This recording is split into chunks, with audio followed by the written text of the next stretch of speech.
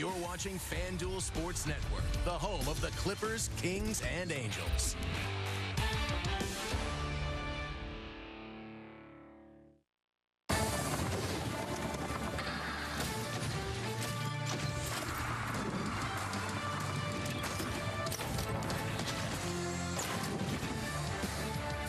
Back in action on a gorgeous Saturday evening for Angels baseball. Angels Live pregame presented by Spectrum right here on FanDuel Sports Network. A nice, sweet little giveaway for the fans coming in here to the Big A tonight. A Nolan Shonawell bobblehead. So he is due for 2 hits, a double, and an RBI.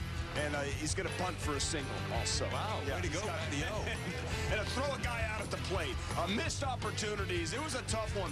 That loss, it stung for sure, but you got to bounce back, got to turn the page. We saw some great things from Adell, Christian Moore. I mean, Joe Adell, what a month of June. He's got 9 home runs. He's tied with Eugenio Suarez in the month of June, and he's got 10 since the 31st of May. And for Simo Christian Moore, what a debut at the Big A. Down here, right on the field. Wave, fellas. See us? That's a live shot. That's a live shot. We got Mark Gubaza, we have Tim Salmon, and I'm Patrick O'Neill.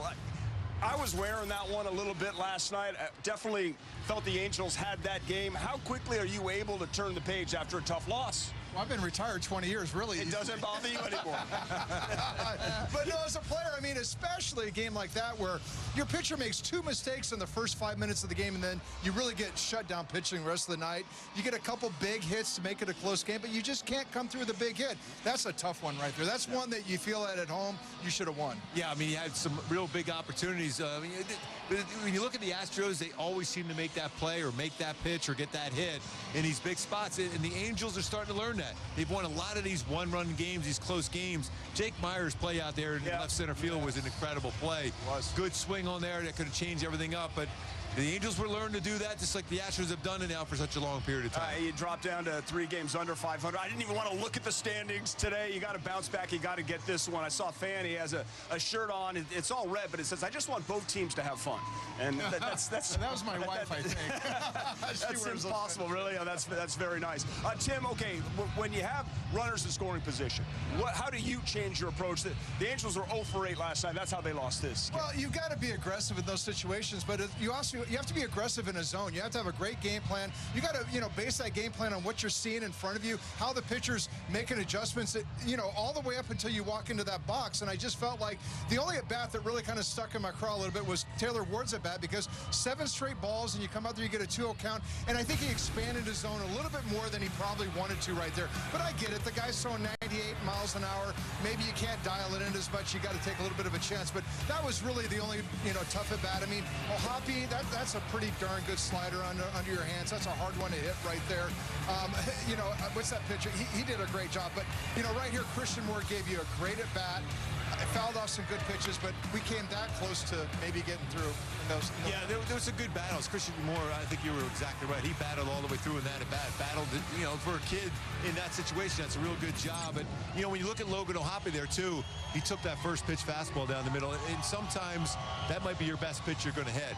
When I'm on the mound in RBI situations, I'm laser focused. I'm throwing my very best pitches. A lot of times I would start off with a slider. Now, if it's a man on third with no outs, my first pitch is right in on your hands. But when I got guys like it was second and third or even bases loaded, I'm throwing my slider, and if I can see and read if you're going to go for it, then I got you pretty good. Yeah, listen, the fact also that it was Houston losing to them again, you got to get past these guys somehow, some way to get back in this, and also some benches cleared. We'll get to that a little bit. Okay. It gets in every time. It's just, I knew it was coming, and it still got me.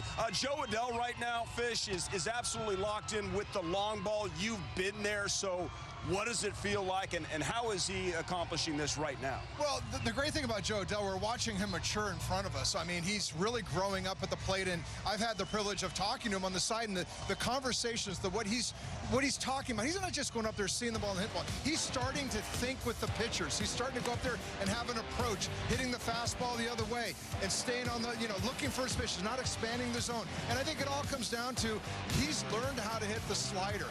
These were fastballs he's hit, but the reality is once you learn how to hit the slider, it helps you relax a little bit and trust your hands and just say, you know what, I'm going to hit the fastball the other way because I know now I can handle that slider. When you don't have that confidence, you start to get a little bit more aggressive and you're just trying to make things happen on every fastball you see. So that's the big difference for me. He's having a tremendous run right now. You're going to see in a StatCast here in a second that most of his pitches, most of the balls he's hitting are to straightaway or right center field on the fastballs. And that's everything you want to see. Look at all those fastballs. Majority of them are straightaway to right center field.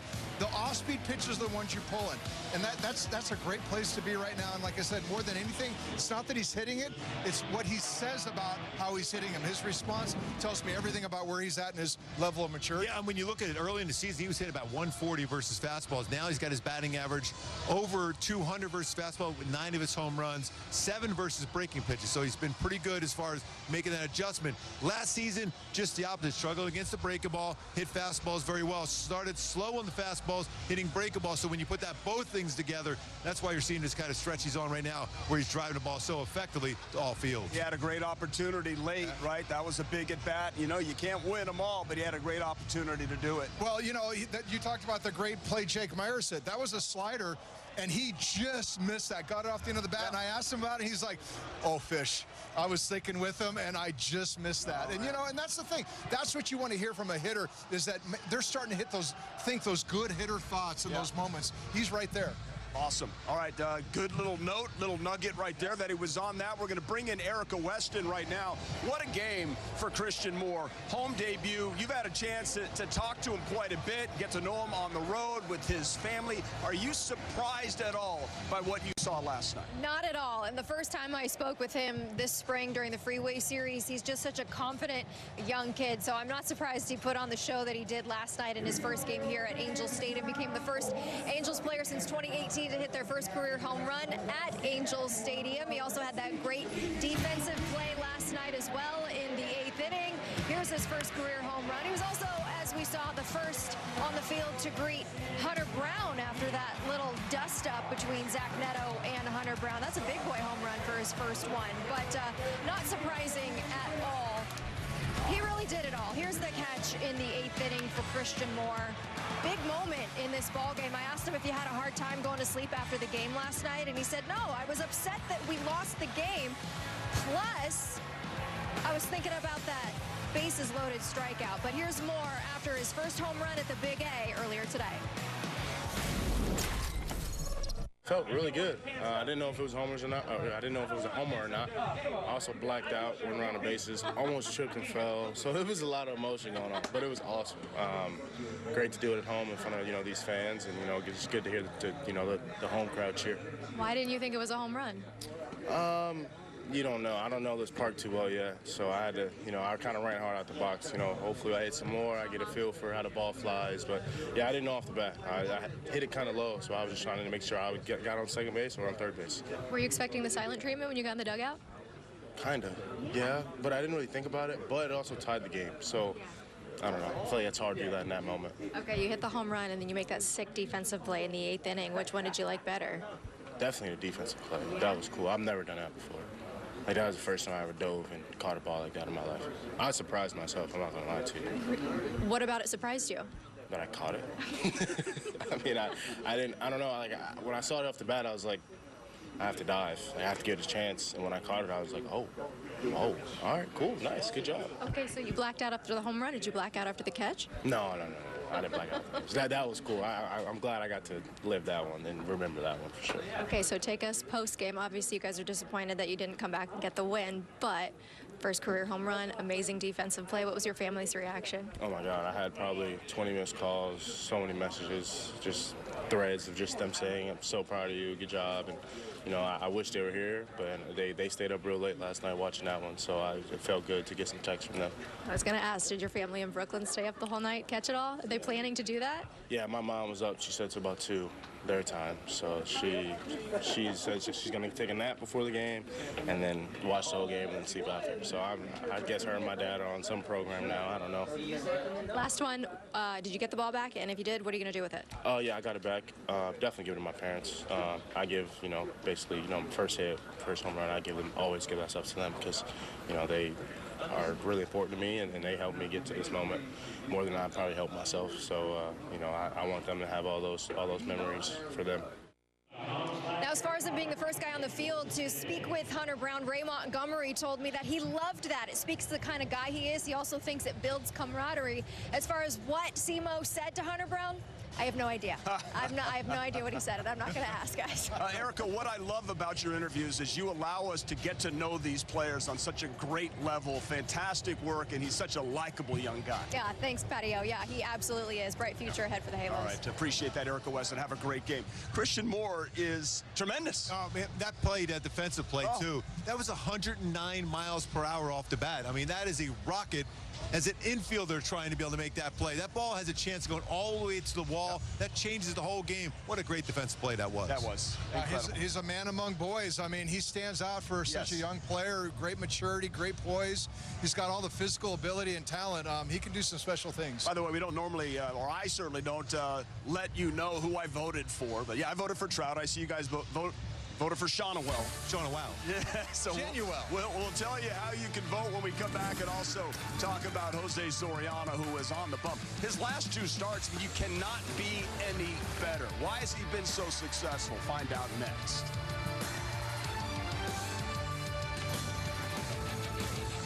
Prime day is coming.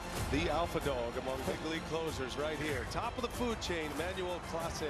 Jose Ramirez, one of the most unsung great players in the game of baseball. Goodbye. That's why he needs his gamer. Swing! Cutter at 100 miles per hour coming at you. Home run, Jose Ramirez. Best power, speed, and run production is Jose Ramirez, and Jose Ramirez. He's a complete player. Bogey! Swing and a miss. Book it. You get into the 9th inning, done deal. We got our hands up in the air, 'cause it's a party. We having fun here, 'cause it's a party. Oh my! This guy is next level. Oh my goodness! Lots of great baseball coming, and good guess, by the way. Play baseball like I'm still a young kid, like a little teenager. Good luck trying to hit that, man. It's unhittable. No way! What a moment! This is the show that never ends. At MLBshop.com, you can get all the latest officially licensed merchandise for you and your family. But if you really want to level up your game, you can grab something for your dog walker, your Pilates instructor, your swim coach, your neighbor, your accountant, your gardener, your best friend, your bandmate, your boss, your kid's teacher, your mailman. Visit MLBshop.com and stock up on officially licensed on-field merchandise from your favorite teams. Halo fans, help make your Angels All-Stars. Send them to Atlanta for the 2025 All-Star Game. If you're at any of the games against the Astros and Red Sox now through Wednesday, June 25th, make your way to Center Field Patio and submit your 2025 All-Star ballot to receive an Angels 2025 commemorative All-Star button. Commemorative. I was worried about that word, and I stuck it. Yes, way to go. Nailed it. Mark Gubas and Tim Salmon, and I'm Patrick O'Neill. Gooby, let me start with you about that dust-up. Good terminology there from Erica about that. Hunter Brown inside. He catches Neto. Nobody charged you or even did what Neto did in your 14-year career, and you hit the most guys in Royals history. Yeah, that is. I'm still surprised that never happened, really. I mean, because I never really purposely threw at guys unless I had to protect a teammate, which, you know, every once in a while you did that. But, you know, early on in my career, I was kind of wild. As you can see how many walks I had and wild pitches. So I have the Kansas City record for all 3 of those, by the way. So that makes you think, okay, maybe that's why nobody thought. Right, but you can understand when you get hit like that, especially last night, the reaction, it doesn't feel good. It's a normal reaction, but Hunter Brown was right back at him. He's an incredibly competitive guy, Tim. Oh, that was some intensity right there for sure. You know, I understand. I mean, nobody wants to get hit. To me, there's a difference. I mean, our era, it was more expected, and the difference was, hey, there's a purpose pitch, and there's a purpose, and there's an intent to hit you. I think that was more of a purpose pitch. Hey, get off the plate. You crowd the plate on me. You're looking to ambush me. Get off the plate. I'm going to move you back. That happened. all the time back in our era. There was a difference between that and then when you knew when that guy was trying to hit you for, retaliation or something. So to me, there's a difference. That wasn't a retaliatory thing. That was just saying, hey, I own the inside part of the plate. Neto had swung at the pitch right before that, up and in. So, you understand why the pitcher's doing that, but I also understand why Neto's upset. Yeah, because it was the second time, right? Here's what Zach told Erica after the game. There's no disrespect between me and him. I mean, he's battling his tail off. I'm up there trying to hit something that's coming in at 100 and moving like crazy. Like, he's having a really good year, and I know it wasn't intentional, but it's like I said, it was just more the adrenaline and I don't know, like it was just in a moment thing, and things escalated quickly. I mean, I remember the only thing I remember saying was, it's the second time you've done it, and after that I had the umpire in front of me, so it was nothing really more than that. These are our star guys getting hit, and it stinks. Losing sucks, and then when your guys get hit also, it just adds to the fuel. So Neto gets hit. Mike Trout gets hit also. Okay, so for Trout, he gets hit a lot by the Astros. Yeah, How do you feel 11 about times that? already. That's a lot. You know what? It's a lot. Yeah, I mean, I might take care of some business there for that. Yeah. This because Mike Trout is the face of your franchise. That's right. Zach Neto is the future face of the franchise. I just never I know none of these were intentional either. I know they weren't. But that being said, I want to make sure my guys, my teammates, understand I have their back. And that's the thing that you reluctantly did, but you did because you want your teammates to be comfortable in the batter's box.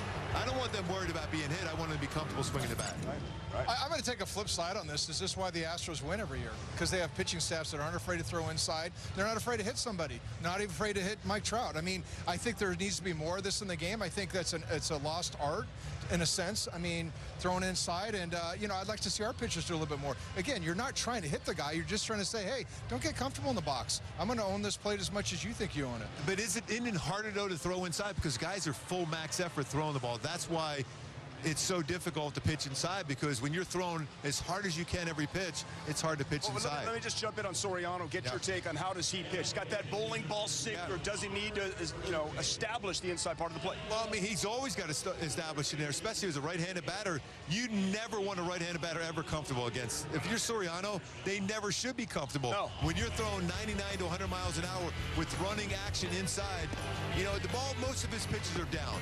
So I always thought as a sinker ball pitcher, I have to make sure the hitters are uncomfortable in the batter's box. Otherwise, they're tracking down against me all day long. And then when you own that inside part of the plate, then you get those swing and misses on either his knuckle curve or his slider. That's why I think it's going to be effective. We're going to jump right to the go-tos. We're having too much fun on this conversation. You'll follow up, but Gooby, what do you want to see? Well, for me, it always goes back to my go-tos for Soriano to be effective. And he's been unreal over his last couple of starts. Is he got to think in terms of those power sinkers down throughout the entire game. If he works that down, ground ball to ground ball, he's at 67%.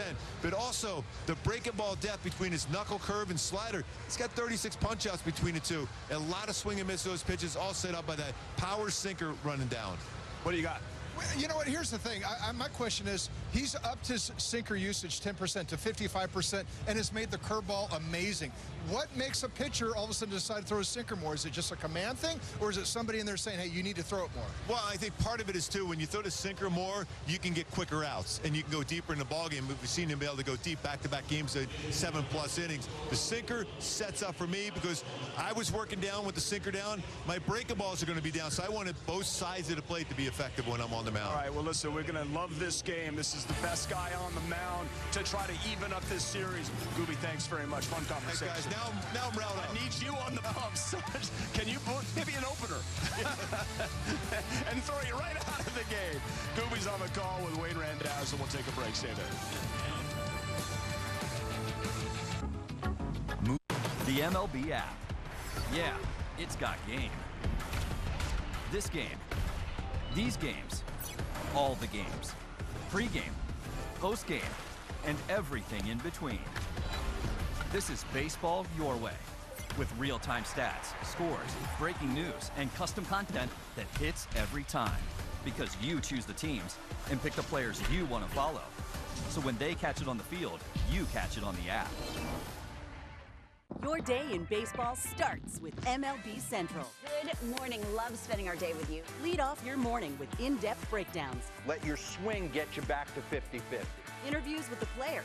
Ball games. This is game-changing, people. If I ever get the chance to do this, I'm never saying no. And a little bit. It's a scam. No one's that happy. This is a look of everything else. The baseball day begins with MLB Central. Weekdays at 10 a.m. Eastern, only on MLB Network. Yordan Alvarez is just becoming this consistent hitting machine. The big man who wears 44 is 4 for 4. Face of the franchise, everything that is Houston now. He's top 5 in every category for the Houston Astros historically. Always just assume they're going to play in the ALCS. There's no effort. Boom. And you can kiss that goodbye. That's a game winner. Late inning heroics once again. He's a legend. Unbelievable.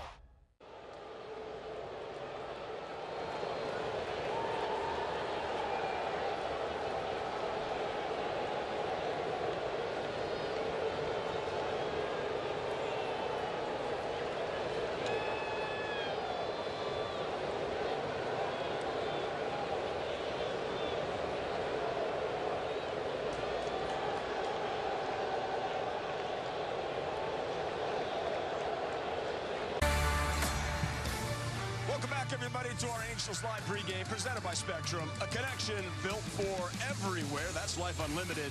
That's Spectrum. And I think that's Fish's house right there on the point. No, so I wish.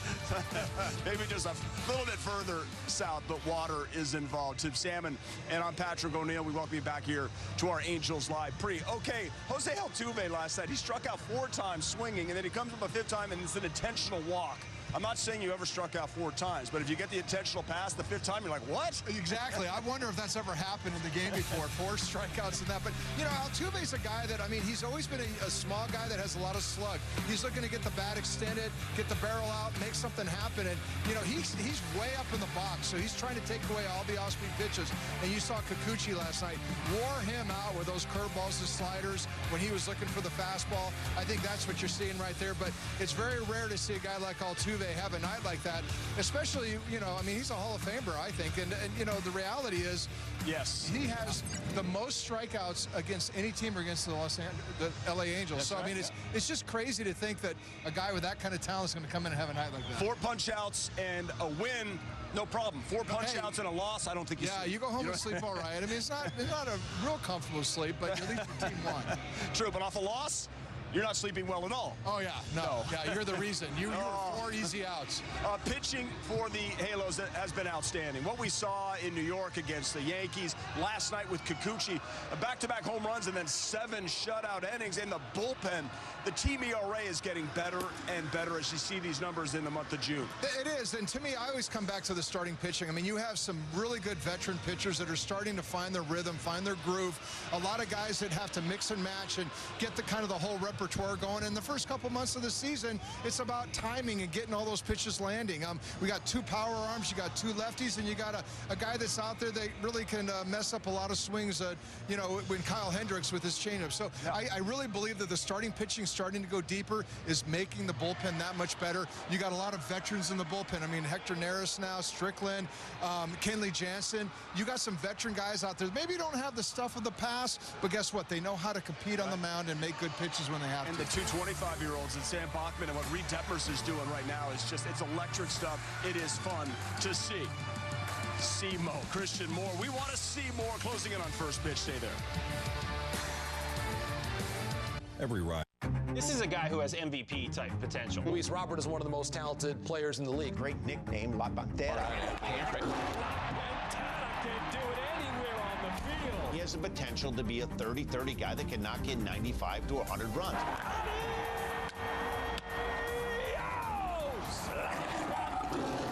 As a fan of the game, there's nobody I enjoy watching in center field than Mr. Luis Robert. SiriusXM's The Leadoff Spot is now on MLB Network. Join Steve Phillips and former MLB players Xavier Scruggs and Eduardo Perez for a recap of the night's action, preview of the day ahead, plus in-depth baseball interviews all season long on MLB Network. Arguably one of the best pitchers, if not the best pitcher in the game. At 100 miles an hour, Sandy ties a career high 14 strikeouts. This guy is a difference maker for the Marlins. He's a staff ace. He wants to take the ball, man. He has been great. Sandy Alcantara has thrown a complete game shutout. It's like if I faced you, you got no respect for me. No. Exactly. Force at the front of the rotations. The guy that wanted to finish what he starts. Shutout for Sandy Alcantara.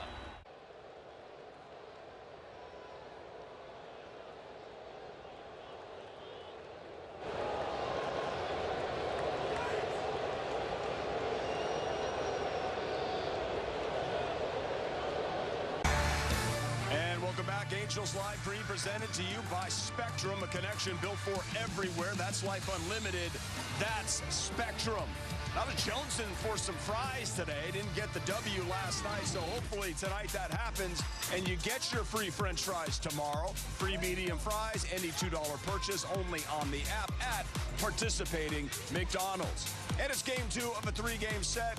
Game 2 of a 9-game homestand here, and a big one with a day game tomorrow. You want the Angels to get this one against the Houston Astros. Here's the Angels lineup. I'm happy Zach Neto is back in there. Not only was he punked, but he also fouled a vicious ball off of his shin. Yeah, I mean, having Zach at the top of the lineup's key. Logan O'Hoppe back in the lineup right there. Joe Adell hitting behind him, giving him some protection right there. Campero back in there. I mean, this is, you know, a young outfielder for us. Hopefully we can see something out of him. You know, tonight they got their, you know, I don't want to say their hands full, but they're facing a guy, Brandon Walter. Don't know him a whole lot about. He's been a kind of a spot starter. He's actually started his last 4 games. He's going to work east to west. A lot of sliders and sinkers and changeups. And it's going to be outside, inside, outside, inside. He works the bottom half of the zone. Command pitcher, throws a ton of strikes, 19 strikeouts to 1 walk in his 4 starts. So this guy knows how to throw strikes, be ready to hit. But hey, hunt your zone, put a good pass on it. Don't try to do too much. Take what they're going to give you, hit the ball where it's pitched. What's the approach against the lefty? Were you just, you were ready to go, you couldn't wait? Well, because most lefties are going to throw their off-speed stuff, I'm looking to hit the ball to right center field. Unless they're going to punch me in hard, then I gotta look to pull on it. All right, we'll see what happens. We appreciate you watching Pregame Show. We'll see you for post first pitch coming up. Wayne Randazzo, Mark Gubicza, and Erica Weston. Enjoy. I use PayPal to buy this ticket. The power of baseball goes beyond the field. We're able to use our platform and let these kids know that dreams are reachable. It's very important to leave something behind to show our gratitude. Stand up to cancer. We are attacking your offices. Together. Together. Together. Together.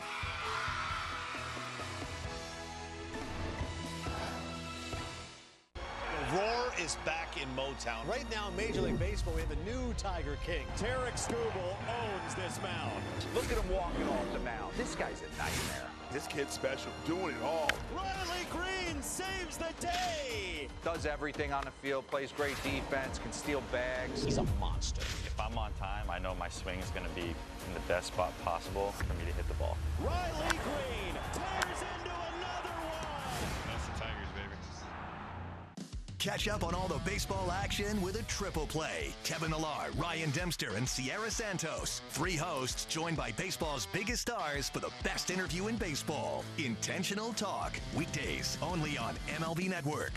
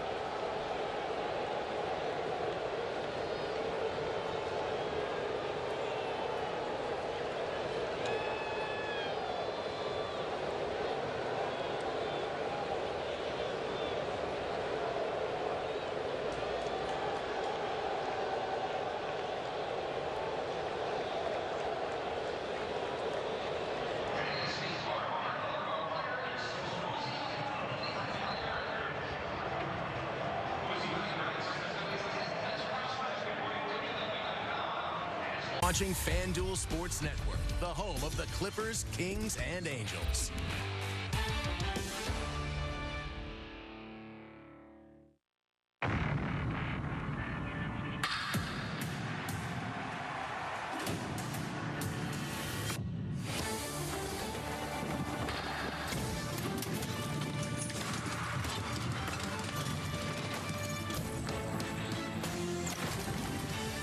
It's a beautiful Saturday night in Southern California. Tonight we are at Angel Stadium for Game 2 of this 3-game series between the Los Angeles Angels and the first place Houston Astros on Nolan Shawnuel. Bobblehead night here at the ballpark. Wow, bobblehead. That would be for you, Wayne.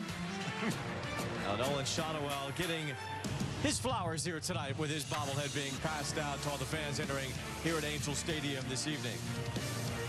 Alongside Mark Gubas, I'm Wayne Randazzo, and could be a tough one for the Angels last night. A 10-inning loss to open up this series. Yeah, it was a tough one, too. You had some opportunities. Kikuchi threw the ball exceptionally well. But I'll tell you what, after that national anthem by this young singer down there today, way she bounced back, the Halos will bounce back here today. Now they're trying to even up this series, and we saw Christian Moore do all he could last night in his home debut. Really a breakout performance. Yeah, that was so impressive. His first career Major League home run. We saw him get that first career hit in Yankee Stadium. The Bronx kid in the Bronx hit a triple, but last night crushes a fastball in the inside part of plate going 411 feet. First career home run. He's got the triple. He's got the home run now. He's got some base hits. But this defensive play, though, this was 109 weight off the bat. This baseball was destined to probably work its way all the way to the wall. Finish off that inning with a great defensive play.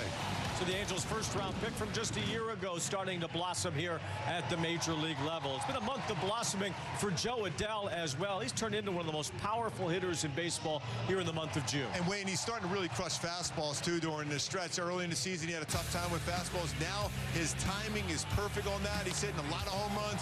He's got 10 home runs when you go back to the last 20 games with 17 RBIs. He's slugging 735. That's not just pull power. This is power to center field. This is power to right center field. He's letting that fastball travel. He's still hitting breaking balls very, very well. But I love the fact he's short and direct and with a lot of power to the baseball. And you've seen that baseball right now jumping off the bat on a consistent basis and what he's doing in the month of June. Take a look at our StatCast. Pretty powered by Google Cloud. The 10 home runs, 7. It's important to know that 7 now versus fastballs, 3 non-fastballs. And you see a couple to right center, some right center field, and some pull power.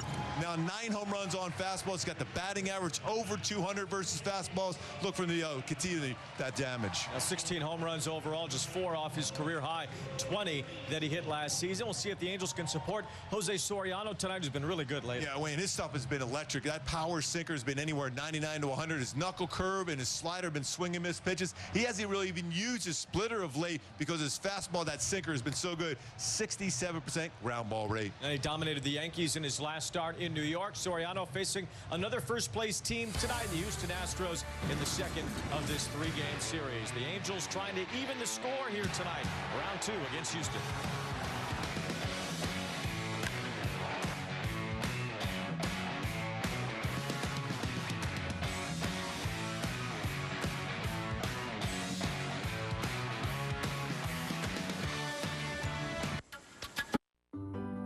My wife told me my hair was thinning, and I wanted to avoid that at all costs. Let's go, baby.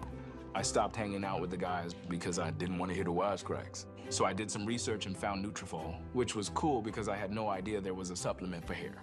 I liked that it was drug-free and then it was clinically tested. My hair was getting stronger and thicker. Nutrafol has just given me more confidence, which allows me to carry myself a little taller. It felt real good to ditch the hat. Hair growth starts from the inside at Nutrafol.com/men.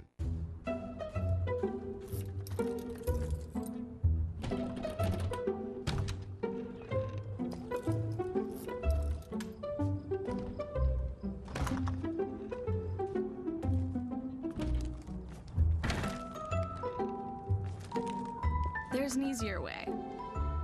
From little fixes to big projects, taking care of your home is easy with Thumbtack.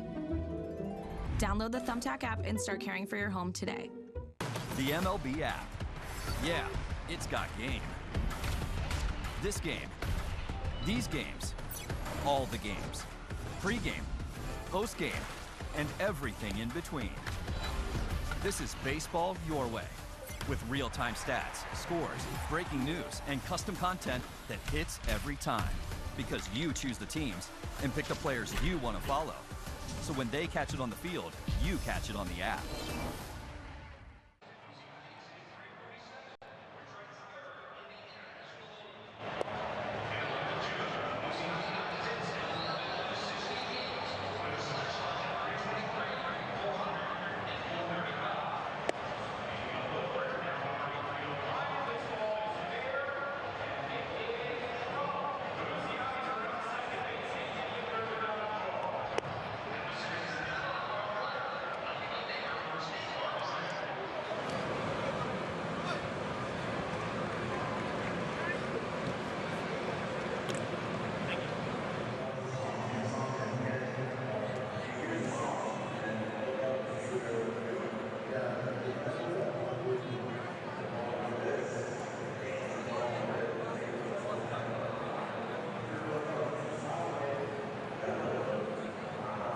Brought to you by Hyundai. With a brand new Hyundai, there's joy in every journey. By Jack in the Box, get so much more in the new T-Pain Munchie Meal. And by the OC Healthcare Agency. Navigate to a healthier you at angels.ocnavigator.org. Mike Trout signing autographs before the game, the beloved superstar of the Angels. As the Halos take the field here tonight behind Jose Soriano, who in his last 2 outings has been dominant. Man, his stuff has been so good. His fastball has been touching 100. It's free and easy, not overthrowing any pitches. He's been excellent, trusting his fastball. My go-tos to him to continue this stretch in which he's been as dominant as I've seen him, and he can be that guy every single time he takes the bump. Is ride that sinker down. Mentioned 67% ground ball rate, but also that breaking ball depth. He's got 36 strikeouts between his knuckle curve and his slider. Against this lineup for the Astros, they hit fastballs really well. I think those pitches got to be real big for him today. Sure, the lineup for the Astros, a team that is 12 games above 500 now. They've played so well of late. They've won 18 of their last 25, and they'll have really their 2 best hitters so far this year, Pena and Paredes, at the top of the order. Jose Altuve had a tough time yesterday, and Yordan Alvarez has been out for a lot of this season. You see the rookie Cam Smith batting in the 5 spot. Jake Myers has had a better year than expected offensively, and a great defender, as we saw last night yet again in center field. But this Astro team keeps on humming, and Joe Espada, taking over for Dusty Baker in his 2nd year, has brought the Astros back to the top of the American League West. They won the division again last year, and they've got a 5-game lead entering today. They're catching the ball, they're pitching very well, their bullpen's been great, and they put the ball in play. That's why this team is that effective. It's certainly part of it, as we see Gustavo Campero getting a start in right field tonight. Yeah, take a look at our Nissan defense for the Halos behind Soriano here today. Taylor Ward in left field, Joe Adell in center field. Gustavo Campero over in right field. Former catcher, but outstanding out in the outfield himself. And at third base today, you have Luis Rengifo, Zach Neto, Christian Moore with unbelievable play last night. Calling Sean Noel and Logan O'Hoppe behind the plate today, calling the pitches for Soriano. And the first pitch is right at the bottom of the zone. A strike at the knees to Jeremy Pena. He hit a home run to start yesterday's game, and then Isaac Paredes followed it with one of his own back-to-back homers, kicked it off last night. And the Astros didn't score again until the 10th inning. That was a good breaking ball that crossed the top of the plate at 0-2, and that automatic runner coming home was the difference maker last night, and a 3-2 win for Houston. This is the time where you want to get him to chase. He always is a guy that will chase that breaking ball out of the strike zone. A little bit too high with that fastball from Soriano at 99 miles an hour. Pena struck out 51 times this year. Astros tend to put the ball in play. Christian Walker is the big strikeout guy in their lineup. Cam Smith sometimes as well. But Pena does chase, and it's strike 3.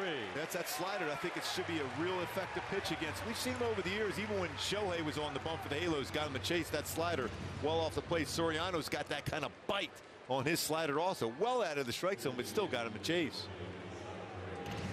Talk about confidence on the mound. We've used that term a lot when it comes to guys like Reed Detmers and trying to find his way, and how a guy with great stuff sometimes lacks the belief in his own self and his own abilities. and how just flipping that switch could make a huge difference. Here's Paredes taking a strike at the bottom of the zone, but it looks like Jose Soriano has flipped that switch. And the reason why you're seeing that, Wayne, is now he's attacking the strike zone. Before, reluctance, trying to throw everything on a corner, trusting the movement. Start in the middle and trust it running off the corners.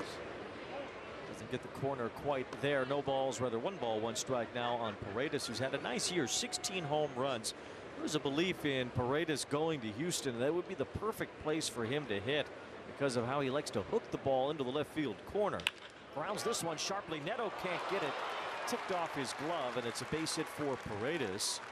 Paredes does not run well. If Neto able to field that cleanly, probably has an out, but a tough play, a hard hit ball. Boy, Paredes, I mean, what kind of numbers in his career? He's a .351 career hitter against the Halos, and another base hit. So far this season, 8 for 16 with 4 home runs. That's a .500 batting average for Paredes. That's against the Angels this year for Isaac Paredes as Jose Altuve stands in here. Oh, an all-time bad night for Altuve yesterday. 0 for 4 with 4 strikeouts, although still got enough respect to be intentionally walked late in the game yesterday. You know what, Wayne, and I agree with it too, because you just, I mean, at that point, you were able to get him out, but he's such a dangerous hitter with all those career numbers against the Halos. Potential future, I think, Hall of Famer. So you don't want to take a chance too much, especially with an open base. MVP in the American League at 1 point, 2017. As he whiffed there, no balls and 2 strikes. See him move that back foot too on that one too. That was a good snap on that knuckle curve. Jose Altuve has 2,309 career hits. He's 3rd in Astros history. He's only 5 behind Jeff Bagwell for 2nd. He's going to have to get to 3,000 to catch Biggio, who had just above that in his career. He's out in front of that breaking ball as he hooked it foul past third base coach Tony Perez Chica. This is when now for Logan O'Hoppe on that breaking ball. You want to set a target to make sure it's a little bit away and off the outside corner. Keep it down. Altuve's really strong on elevated pitch, especially out over the plate. See, roughly 10% of those hits have come against the Angels in his career. No balls, 2 strikes. Now 1 and 2 as Altuve lets that big power sinker go by. 99 miles an hour. Already in the first inning, 99. It was only about 10 years ago when the average sinker was thrown at 91 miles an hour. Now the average sinker is closer to 94, and Soriano's is well above that. Nice pick by O'Hoppe on a slider. 2 balls, 2 strikes. And one thing he still has to learn on his slider for Soriano, you don't have to muscle up, don't have to overthrow. That was at 91. Remember, you got Pena to chase it, an 89-mile-an-hour slider.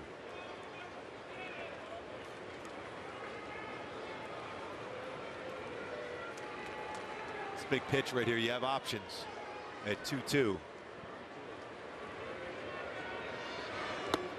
Missed with that curveball. Have a good grip on it. 3 balls, 2 strikes on Altuve. Now Soriano wants a new baseball after that curveball slipped away. Pitching it home. A little bit better of late for Soriano. He has had 19 double plays turned behind him. Leads the major leagues. 3-2 the count. Paredes with a short lead at first, not running. And Altuve takes ball 4 on a pitch that goes to the backstop. So Soriano was unable to put Altuve away. After the base hit by Paredes, Altuve draws a walk. That was 0-2 to a walk. That means you're overthrowing, trying to be too perfect. You didn't need to, especially when you saw that swing from Altuve on the 1 breaking ball, moving that back foot.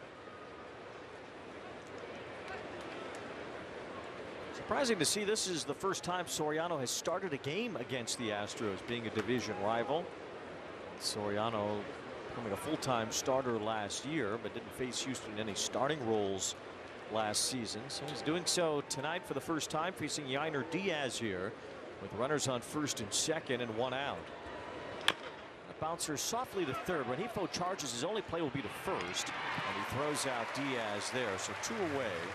Ball hit too softly to do anything else with it. Soriano gets the 2nd out. Paredes at 3rd base now, and Altuve at 2nd. Generally, you don't see Diaz ever hitting anything soft. He usually hits everything on the line, but got him out in front on that one, on that sinker. Houston's middle of the order yesterday. Altuve, Diaz, Smith, and Walker combined for just 1 hit and 10 strikeouts in the game yesterday. Here is Cam Smith, the rookie, with runners on 2nd and 3rd, 2 outs. Just missed the bottom of the zone. 1 ball to no strikes on Smith, who made the opening day roster pretty much fresh out of the draft, although he was not drafted by the Astros. He was drafted by Chicago last year, the Cubs, and it was in that Kyle Tucker trade that Cam Smith went to Houston. It's on the inside corner, a bullet at 99. And he likes to hit the ball to that right side of the field quite a bit. Not shown a ton of power yet at the major league level, but he handles the bat pretty well. He's hit 5 home runs this year. He's hitting .270. 2 balls and 1 strike. A little bit of strikeout in Smith's game so far at the major league level. 63 times, the second most on the Astros. Only Christian Walker has struck out more. It's been kind of a tough year for Walker. 2-1. A roller is off the foot, hit the bag, but it's a foul ball. It happens a lot against Soriano with that power sinker. You run in on a right-handed batter. See that a lot off the foot, ankle area.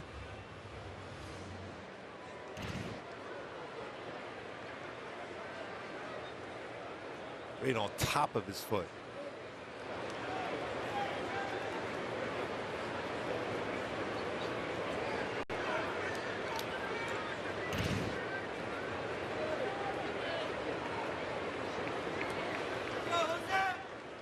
Two balls, 2 strikes, 2 men in scoring position early for the Astros. Soriano trying to work out of trouble here.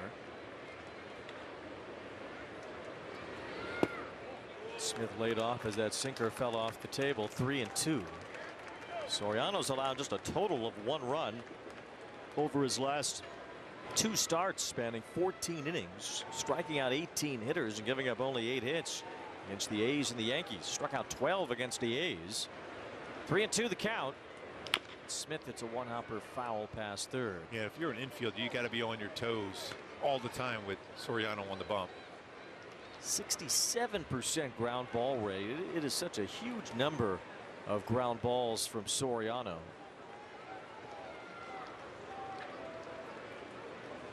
Two out of every 3. Yeah, that's unreal. Another bouncing ball foul off the bat of Smith.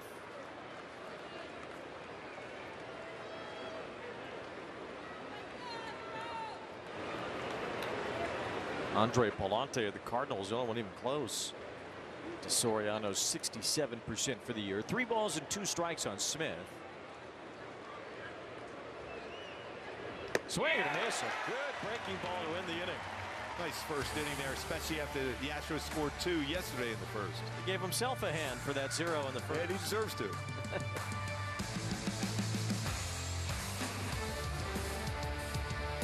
This tiny home trend, not for me. Now this is more like it. The same goes for my footwear. So I went hands-free with wide fit Skechers slip-ins. Just step in and go without bending down or touching my shoes. Wide fit hands-free Skechers slip-ins. Arguably one of the best pitchers, if not the best pitcher in the game. At 100 miles an hour, Sandy ties a career high 14 strikeouts. This guy is a difference maker for the Marlins. He's a staff ace. He wants to take the ball, man. He has been great. Sandy Alcantara has thrown a complete game shutout. It's like if I faced you, you got no respect for me. No.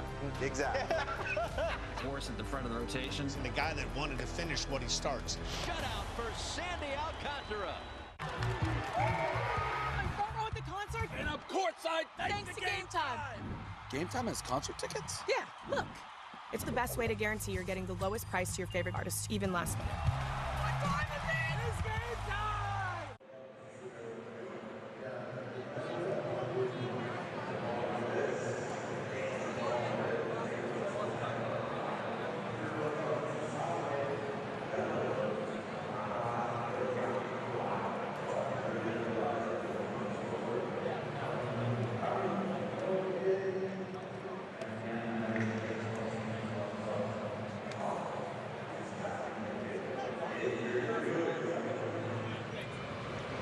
Off. Then it's Nolan Shotwell batting second on his bobblehead night. Mike Trout hits third. Now the leader on the team in OPS. Taylor Ward cleanup. Then it's Ohapi and Adell. Renifo at third base. Campero in right field. And Christian Moore coming off a very successful Angel Stadium debut last night as the left-hander Brandon Walter is on the mound for the Astros this evening. Yeah, Wayne, he's not overpowering. He will mix and match. He will throw a number of different type of pitches. So far been pretty solid in 3 starts. A whip, 0.91, 1.53 ERA. My go-to to be successful against him is catch that cutter out in front. Got a 250 batting average, but a home run allowed. They lay off those out of zone sweepers. He's got 6 punchies on that. Zach Neto goes after the first pitch and fouls it off.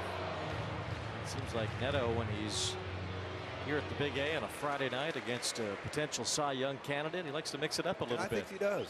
Tarek Skubal got it a few weeks ago, and now Hunter Brown was on the receiving end. Neto yelling some barbs yesterday. Here's a rocket to left. Coming in, Altuve, and it gets by him. It goes all the way to the wall.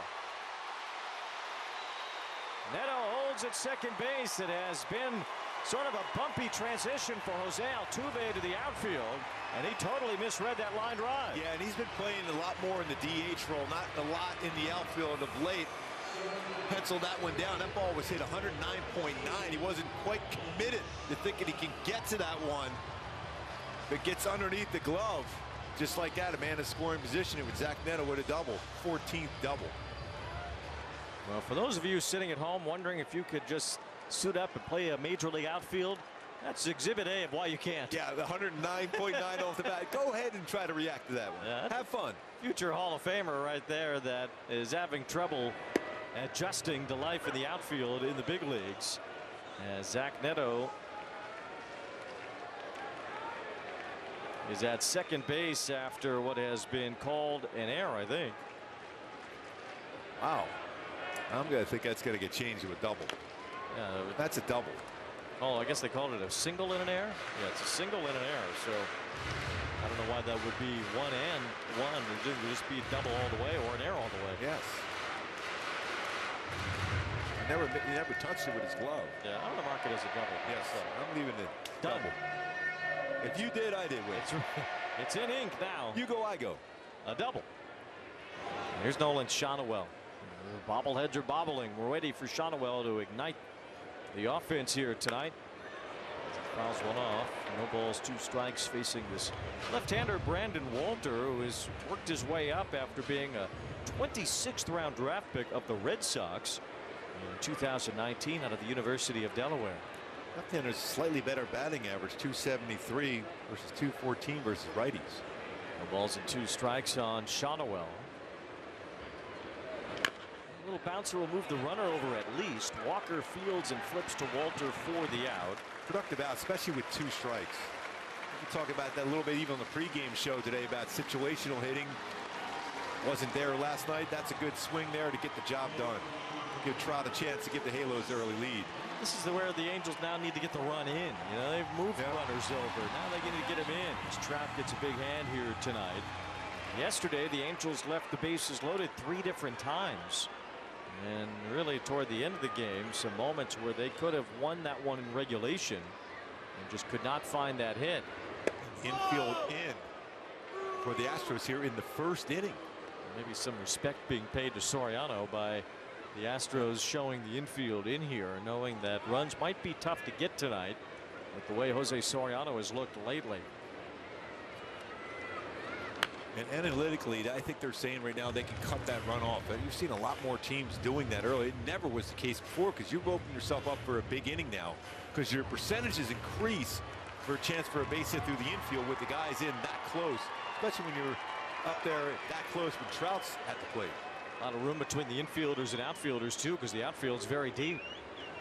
1 ball, 1 strike on Trout. 2 balls and 1 strike now. Walter typically is around the plate. He was an extreme strike thrower in the minor leagues. At Double A a few years ago, he had walked only 3 hitters while striking out 68. In the majors this year, 1 walk, 19 strikeouts.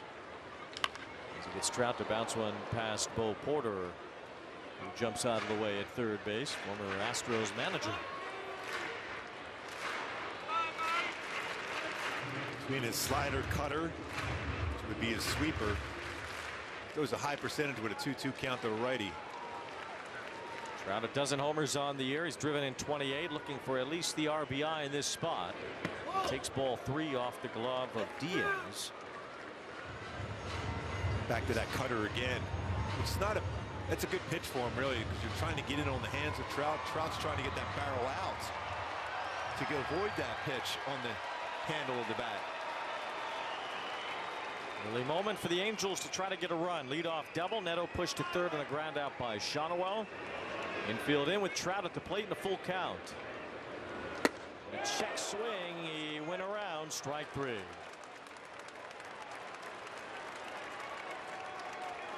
Went upstairs with a 92-mile-an-hour four-seamer. Couldn't hold up. Definitely went after it. Big second out. This is where the Angels struggled last night. These bases loaded spots yesterday. Taylor Ward grounded out in the third inning. There were back-to-back strikeouts in the sixth to leave the bases loaded, and then again in the eighth inning when Christian Moore struck out. Ward also punched out against Garrett Sousa last night with a tying run at second base in the bottom of the 10th.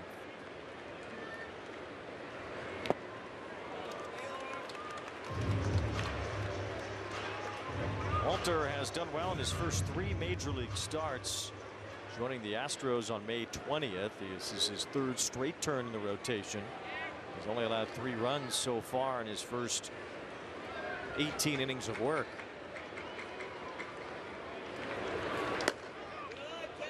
Waste 1 to Ward. 1 ball, 2 strikes. Taylor has 19 home runs with 50 runs batted in.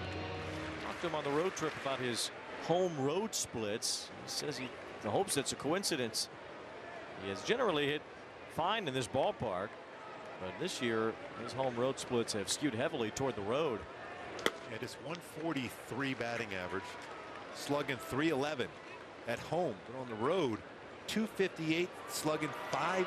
It's a massive difference. A 192 on base percentage here at Angel Stadium for Ward. His career is .318. 2 balls and 2 strikes. And a swing and a miss. Brandon Walter gets back-to-back strikeouts and works around the leadoff double.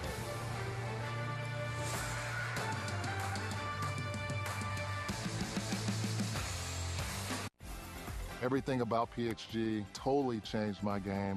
The whole experience that PXG brings is top-notch. They make the best equipment and really tailor it to your swing. I've seen great results. The forgiveness, the workability definitely makes the game a lot easier. I hit 15 yards farther and it's going straighter. The joy and the great feeling of seeing the ball get in the hole is pretty special.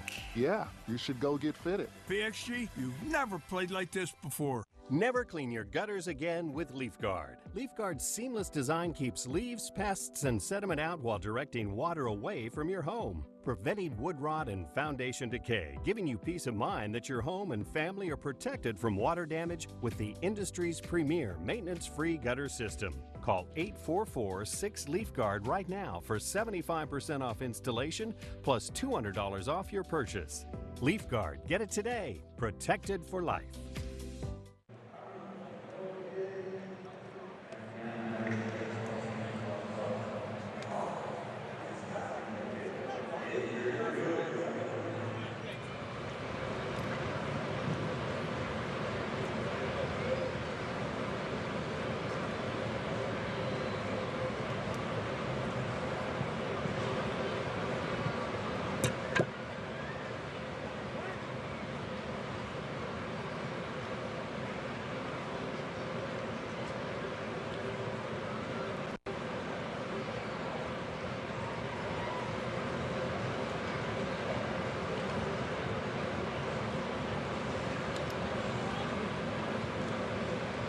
For the Angels' top prospect, Christian Moore, his first career home run, but he said this defensive play in the 8th inning was what he liked best about his first home game last night. But as far as the home run is concerned, he said he wasn't even sure that it was a home run. He's just not familiar with the ballpark. He said he kind of blacked out running the bases, almost tripped running the bases as well. But that first home run ball certainly going to mom and dad back home for all of the support. He said he had about 20 missed calls after the game, tons of text messages. And you know the family back home in New York stayed up late in New York to watch it all. Well, I think, Erica, you should have informed him and educated him about the California Spectacular. That is where his home run ended up. That's on me, Wayne. There's a one-upper, and Neto kicks it. Still has time to fire it, and Walker is out. Wow. Still enough on that throw. I mean, that is a long throw. That'll don't think the Astros are going to even take a look at it. No. That was an incredible throw. Didn't think he'd have a chance after unable to get that clean transfer on the baseball. Goes back to the outfield grass and still plants and fires one, just getting him at first. You don't see that much where the ball rolls behind the shortstop that far, and he's still able to get the out at first. And usually you don't even think about even throwing that ball. He's out by a quarter step over there, Christian Walker.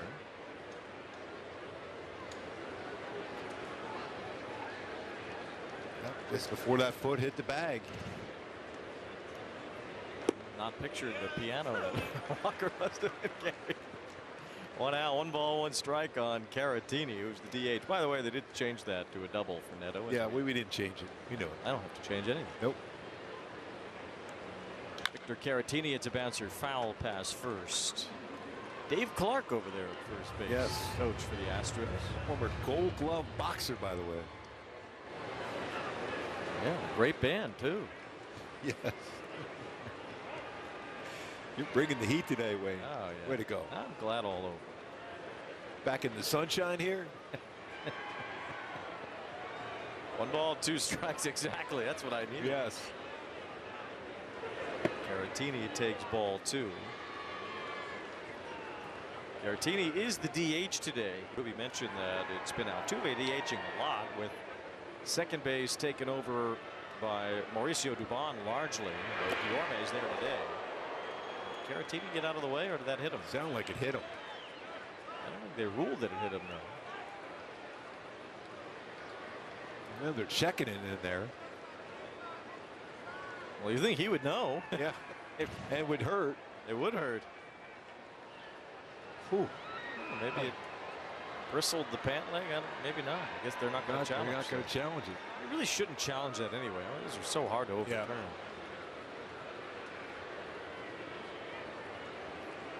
It's almost impossible, I feel, to get out of the way of, but Caratini did it. 3-2. Well, the matrix to get out of that way. Astros have 3 catchers on their roster, so they feel comfortable using both in the lineup. At least their 2 main guys, Diaz and Caratini, with Caratini DHing here. He fouls one toward the left. From Ponce, Puerto Rico. Ponce, Puerto Rico is what they pronounce that. Went to the Puerto Rico Baseball Academy. Was an infielder, and then he met Rene Rivera. Remember him, the former major league catcher? Oh, yes. Got him with the breaking ball on a check swing at strike 3. He's starting to rack up some punch outs with that knuckle curve.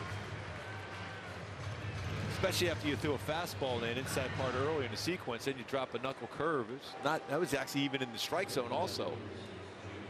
They didn't call that, called it on the swing. Third strikeout for Soriano. Now 2 outs. The batter is Myers. A great catch last night in center field that really helped the Astros secure that win yesterday. Feels like he's made about 3 of those catches already this season against the Angels. A couple down there in Houston. He's a gifted outfielder, there's no question. It's just his bat that has been surprisingly good this year. Myers hitting over 300. His OPS at 775. Hasn't had a lot of power, but he has been able to get on base and use his speed as well on the bases to create some havoc for the Astros at the bottom of their order. He's got 13 doubles this year. 1 ball, 1 strike. He whiffs on that curveball. Soriano's got a good feel for that right now. Yeah, when you look at percentage of pitches so far this season, about 59% fastball, uses 26 knuckle curve. The way they're going after, like I mentioned, the go-tos, they hit fastballs well. He's going with the breaking balls today. And there goes Jake Myers for strike 3. Jose Soriano locked in. He has struck out 4 already in the first 2 innings.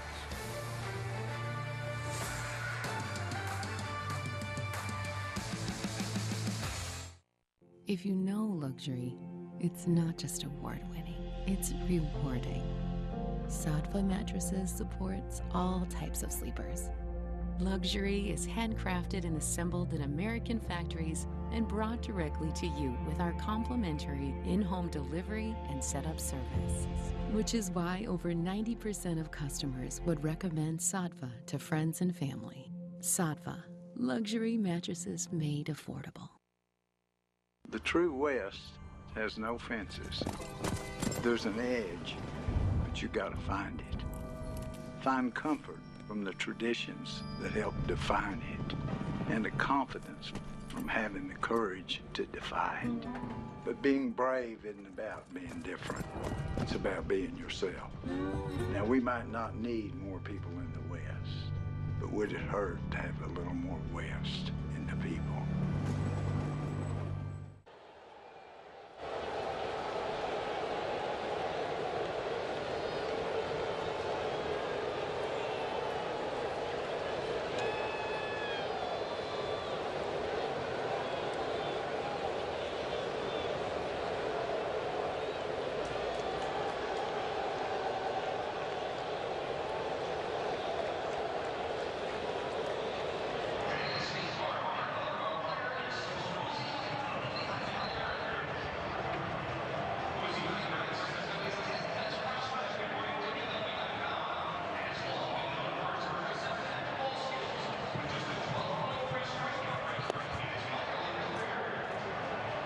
Swift, shake it off.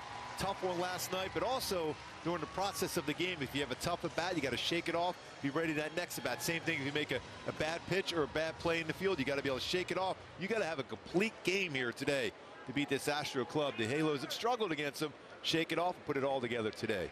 Even here at Angel Stadium, the Astros have had the Halos number 23-9 since 2021. Logan O'Hoppe, it's a chopper. Jeremy Pena, Gold Glove winner, throws him out. One away here in the second. The Astros, he's been able to get in on the cutter on some right-handed batters already. This team has had a lot of injuries to their starting rotation. Ronel Blanco is out. Luis Garcia's been out. They got Lance McCullers Jr. back for about 5 starts, and now he's out again. Christian Javier is on the IL. Spencer Arrighetti, Hayden Wesneski, all of these guys are starting pitchers, and yet all of them on the IL. But the Astros just keep right on cruising. Yep, and they like I said, they make all the plays behind their pitchers, no matter who they brought in there. The confidence in their game planning has been great. Walter, they picked up off the scrap heap. He was a 26th round pick. He was in the Red Sox minor league system. He made a few major league relief appearances for Boston, and then last year, as he was recovering from a shoulder injury, the Red Sox let him go, and the Astros picked him up right away. Saw something they had liked at some point in Walter, and well, now he's been helpful for them. This is his 4th major league start for Houston, and so far they've all been good. This combo really with his cutter and his sweeper have been really solid. This is a winning organization through and through. Balls 2 strikes as Adell takes ball 1. Their first championship gets clouded in controversy from the sign stealing scandal, but regardless of who the manager has been, or the general manager, or who the players have even been, they've lost some incredible superstars. They continue to just push through every year with winning baseball. Culture's been created. Joe Espada is now the manager and leading that team along.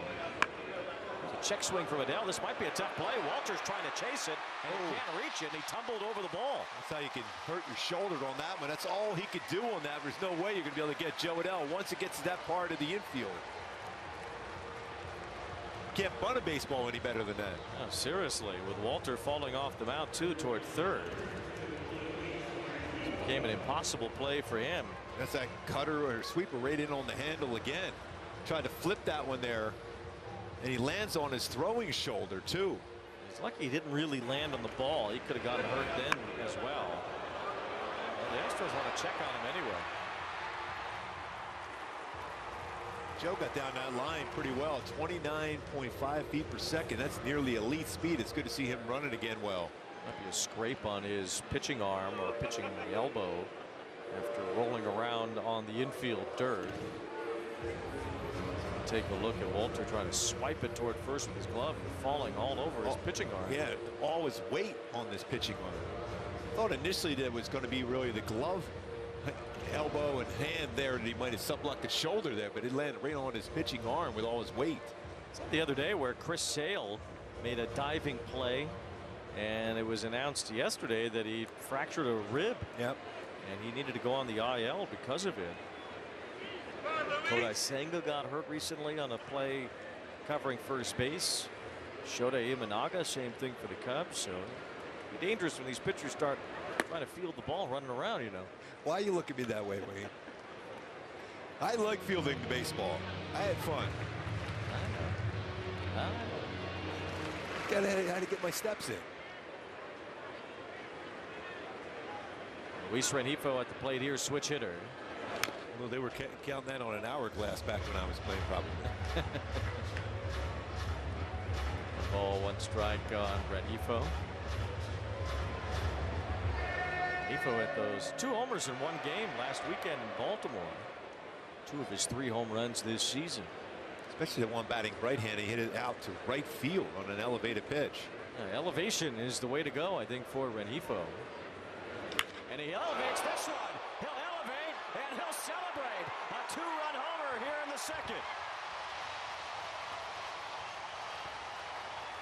Well, that sweeper right down the heart of the plate has got to get Rengifo going, and maybe that swing again can get him right. 4th home run, 17 RBIs after that bunt hit basically for Joe Adell, a 2-run shot. Going 408, 105 miles per hour off the bat for Rengifo.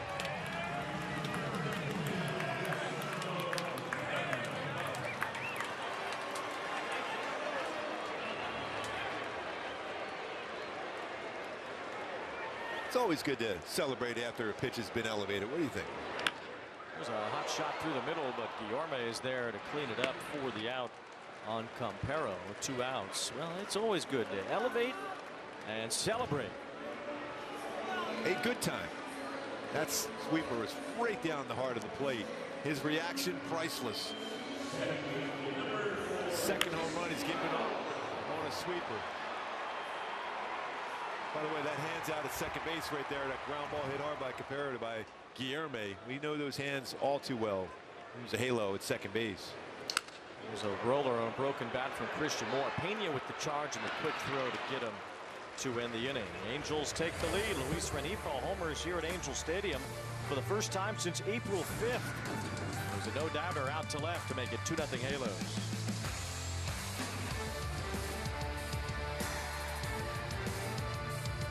Your day in baseball starts with MLB Central. Let's get it started. Lead off your morning with in-depth breakdowns. Perfect balance. Boom. Interviews with the players. Get back to the fastball. I know what that passion feels like. And a little bit. Keeping. You behave properly. Hey. Of everything else. Come on, Marlins. The window seats are. The baseball day begins with MLB Central. Weekdays at 10 a.m. Eastern. Only on MLB Network. If you're not watching this show, you're the problem. This is Fubo. It's a better way to watch ESPN and other top sports networks. Plus, get coverage of your local teams all year long. Start watching at FuboTV.com. SiriusXM's The Leadoff Spot is now on MLB Network. Join Steve Phillips and former MLB players Xavier Scruggs and Eduardo Perez for a recap of the night's action, preview of the day ahead, plus in-depth baseball interviews all season long on MLB Network. In music, a hit can define a generation. In baseball, the right hit on draft night can change a franchise. He is Mr. November. And while some hits climb the charts to become crowd favorites, Sheer dominance from Scooble. others could go from the first round The Los Angeles Angels select Michael Trout to the first ballot. Top tank for Mike Trout. The MLB Draft, presented by Nike, July 13th on MLB Network.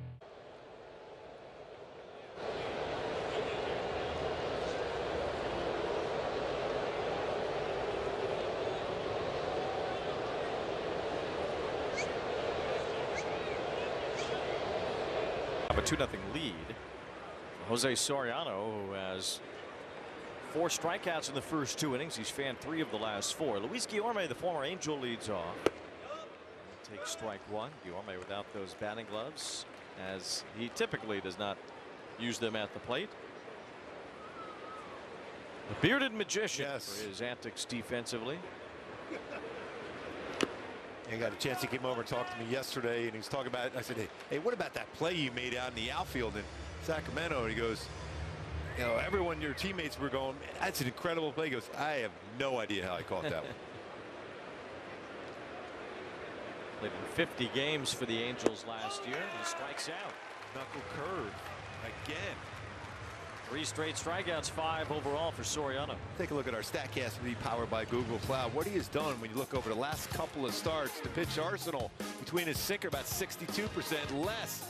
Knuckle curve a lot more the last time out against the Yankees. Very, very effective. Those breaking pitches and sliders and knuckle curves were big against that lineup for the Yankees. So you're seeing a lot of that already against this very powerful fastball hitting Astros lineup. Bouncer foul from Jeremy Pena. Pena has really been great in the month of June. He's hit .395 so far this month. Only 4 Astros have ever hit over .400 in the month of June. They've all been recent. Tuve's done it twice. Yordan Alvarez and Michael Brantley as well.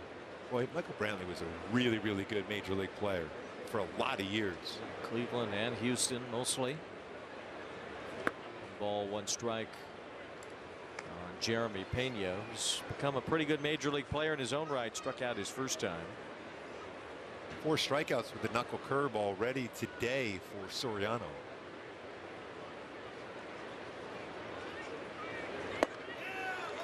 That's nasty. Always you go as a hitter, you're almost happy that you didn't make contact, because if you do on that one, it's off your foot.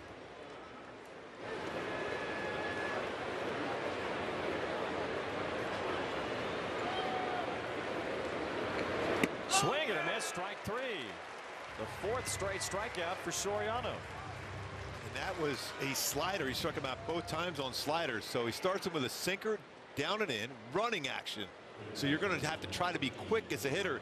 Then he snaps a tight, hard slider and another punch out against a red hot hitter, Jeremy Pena. 6 strikeouts. They've all been swinging. Pena's gone down twice, and it's 4 in a row. Here's Paredes. He takes a breaking ball for a strike. We just talked about how the Astros have typically, as they really every year, don't strike out a lot. 6th fewest strikeouts in the majors this year, 3rd fewest in the American League. Soriano has busted right through him so far tonight, facing 10 hitters, striking out 6. Feels like they've been gearing up for that power sinker. They've seen over the last couple of games that power sinker, how quick you have to be, because he's under control and it's been sinking down, not that lateral movement we've seen early in the season. Have a tough time dealing with the breaking ball, though. Astros as a team are batting .258, which doesn't sound like a lot, but it's the highest team batting average in the American League this year. It's a grounder right to Rengifo at 3rd as he scoops it up and gets the best of a throw across the diamond to end the inning. Nice shutdown inning for Soriano.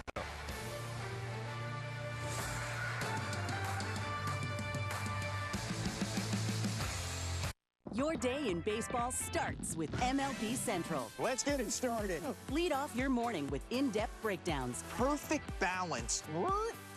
Boom. Interviews with the players. Get back to the fastball. I know what that passion feels like. And a little bit. Keeping. You behave properly. Hey. Of everything else. Come on, Marlins. The window seats are. The baseball day begins with MLB Central. Weekdays at 10 a.m. Eastern. Only on MLB Network. If you're not watching this show, you're the problem. Off Base is coming in a brand new format. Join Lauren Gardner and Xavier Scruggs as they explore all the baseball buzz across social media, pop culture, and around the majors. The Off Base Podcast, all season long, only on MLB Network. It's a great night for baseball. This matchup features some of the best talent in the game. A lot of power, a lot of marquee names. Here we go. Buckle up, folks. There's a guy who wants to be in the spotlight. The bats have come alive. A showstopper. We're just playing Powerball. This place doesn't know what hit him. These teams are entertaining, are they not? The show continues. Experience game-to-game coverage of the night's biggest moments, live and commercial-free. MLB Network Strike Zone, Wednesday and Friday nights all season. We missed you. Come on inside. One of the more rare feats in the history of baseball. He's going to be a perennial all-star MVP frontrunner. It's a unique athlete, a unique talent.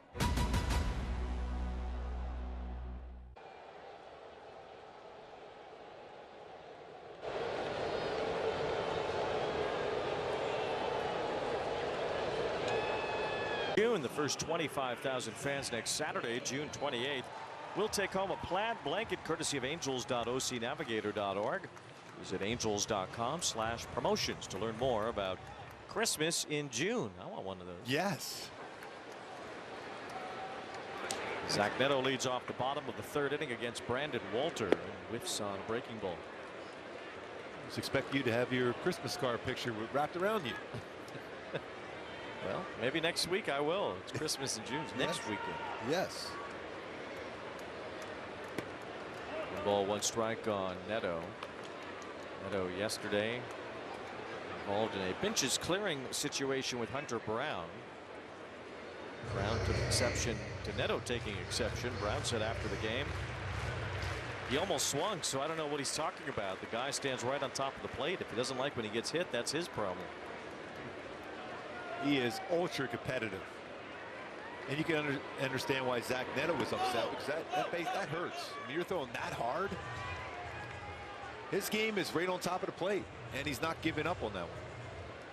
To Brown's credit, neither is he. He wants to control the inside part of the plate too, and got a little chippy yesterday. So what? Yes. 2 balls, 1 strike on Zach Neto, who had double to lead off the game today. He lines one toward first. It's caught by Walker. Maybe he trapped it. Either way, it's an out at first base. 1 away here in the third. When Shonawell will bat, here's Erica. Brandon Walter, maybe not expecting to be pitching in Major League Baseball. Certainly not expecting to pitch against Mike Trout. Now, Walter is from Delaware. When he was younger, Trout, obviously big name as far as high school prospects go, so close to the area that Mike Trout was from. Somebody that he was talked about, obviously. So Walter's a big fan of him. He said it would be really cool to face him tonight. Obviously followed his whole career. And Gooby, they're both Eagles fans, so there you go. Well, that's always a plus. That helps. That helps who? It helps all of us in Eagles Nation. So now there are enough Eagle fans yesterday. Oh yeah, you had fun in Philly, didn't you? I did. I was going to go to your cheesesteak place, but it was like an hour away. There was too much traffic. Doesn't everyone know who you are out there waiting? You get to use my name, but it would take you 7 hours. Just got him on his back. Just got blipped by that one. Walter frustrated as he hits Shonawell with a pitch. Here's Trout. 0-1 from Brandon Walter. He was a blue hen, a Delaware blue hen. Like Joe Flacco. Yes. Italian. There you go. Even it up.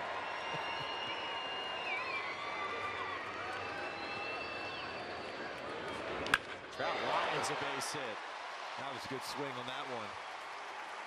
Remember, he got him on a fastball that lasted bat up above the zone. That was a cutter, and his hands were quick on that one. And Trout really can punish the ball. He has that short swing through the zone. It is a beautiful sight from the right side of the plate. And when he is short and direct to the baseball, that baseball is going to be screaming off the bat like it was at 109. I often think of right-handers as having pretty swings. You know, it's usually that natural left-handed swing that is easier on the eyes, but Mike Trout, when he hits the ball right in his spot, it is such a short, hard swing through the zone, and he gets so much on it.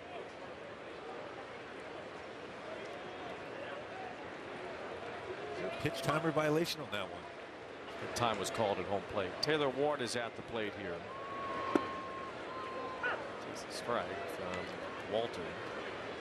Angels are looking for a hit with a man in scoring position. 0 for their last 26 with men in scoring position. They have one on here. Shonawell at second base. Trout's the runner at first for Ward. By the way, I don't think Walter's a friend of Trout now after that last swing. No. I'm sure Walter still likes him. Yeah. Everybody likes Mike. Yeah, they do. 1 ball, 1 strike on Taylor Ward. A liner fared on the first base side.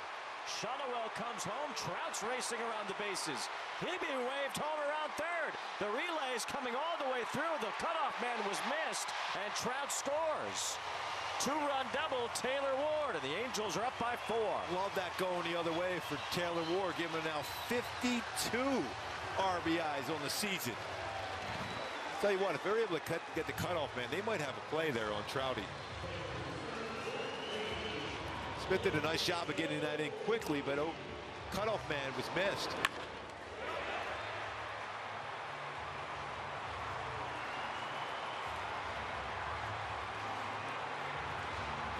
and Walker just didn't cut it off. Yeah, I think they have a shot at the play. I don't know if Smith's throw was in a bad line of sight for Walker or what, but it was certainly in Walker's area where he could have caught it. And he let it go all the way through to the plate. So it's 2 RBIs for Ward, 52 on the year. The Angels have put up 4 runs on this young left-hander, Brandon Walter. Coming in, had a whip of 0.9. Not a lot of traffic. A lot of traffic so far today against him. Ward is 5th in the American League in RBIs. So he'll be 4th soon because he'll pass Devers at some point very soon. Devers.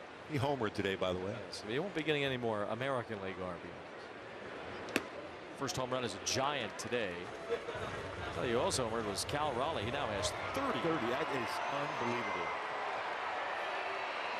That is the most in Major League history by a switch hitter before the All-Star break. 30 home runs for Cal Raleigh. There's a home run from Logan O'Hoppe. Out to left center field. It goes to the California Spectacular. Logan O'Hoppe back on the board, his 15th of the year. That was Logan O. Hammered a long, long way. You know he's feeling good with that swing. It's been since Sacramento. That ball almost went back up to Sacramento. Oh, hammered.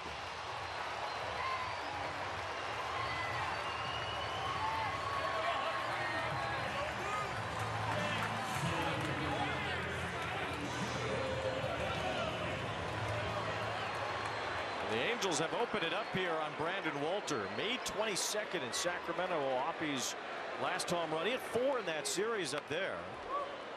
As Joe Adell stands in here, and now O'Hoppe finally breaks about a month-long skid in between home runs. Well, that's a swing. He was able to get that one on the inner half and turns on it. 104. A lot of frustrations out on that swing for Logan O'Hammer. Mike Trout has found his best friend Johnny Washington. Yes. Thanks to a 6-run outburst here against Brandon Walter. Everybody's friends with the hitting coach now as Joe Adell strikes out.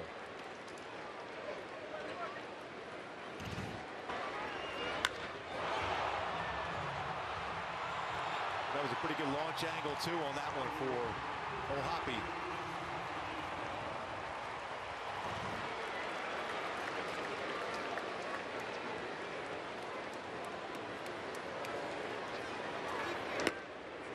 Luis Rengifo hit the first home run today for the Angels. The first runs on the board coming off of his bat, a 2-run homer. His 4th of the year. 109th home run for the Halos this season.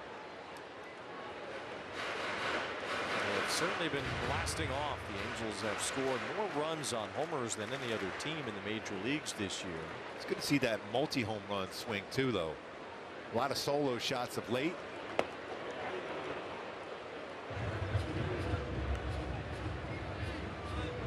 Across the major leagues, only the Yankees and Dodgers have hit more home runs than the Angels, who have now tied the Diamondbacks and the Cubs for the 3rd most in all of baseball. To 109. 15 by the catcher O'Hoppe. He hit 20 last year. That was a career high for him. Adell hit 20 last year. He has 16. Yeah. Still can't believe Cal Raleigh with 30 home runs. June 21st. From that position too, he catches almost every day. Rengifo tips into the glove for strike 3, but a big inning for the Angels. 4 runs. Taylor Ward a 2-run double, and Logan O. Hammered. Number 15 for O'Hammer.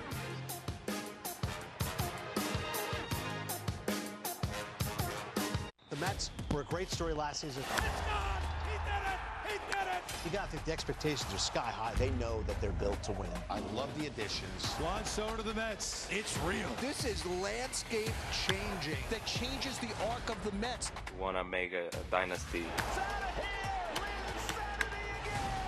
Really like their bullpen a lot.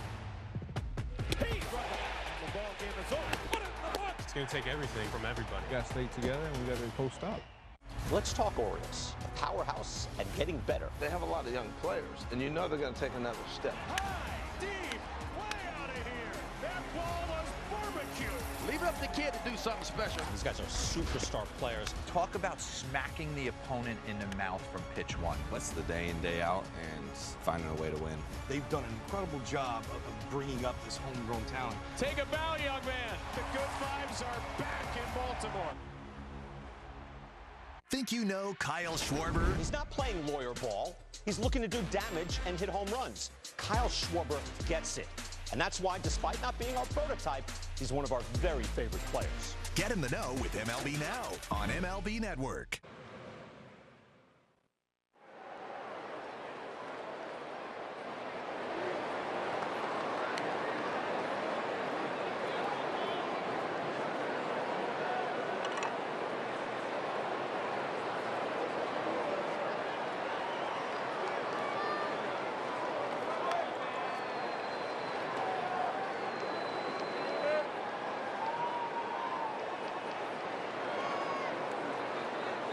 With another home run on a hot day at Wrigley Field today. 30 home runs now for Raleigh on the year. You see the wind blowing out today. The Cubs did win that game.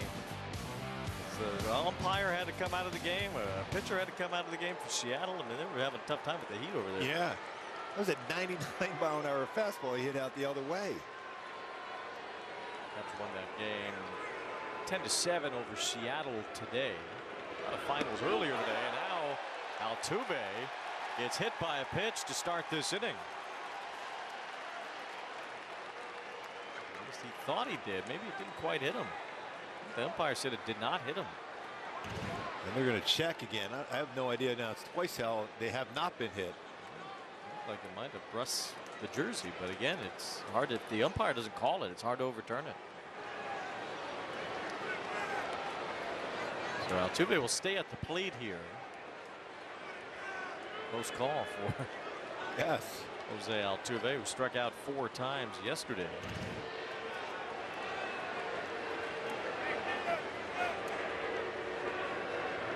2 balls and no strikes. Altuve is still a pretty dynamic hitter, but at age 35 seems to be slowing down a little bit.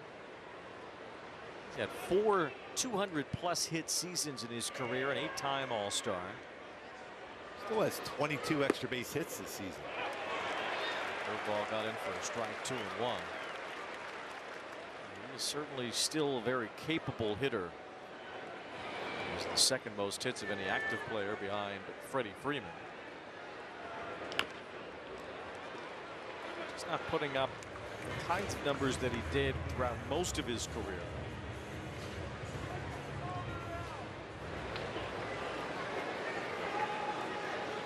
Still not a guy you want to sleep on at the plate. No.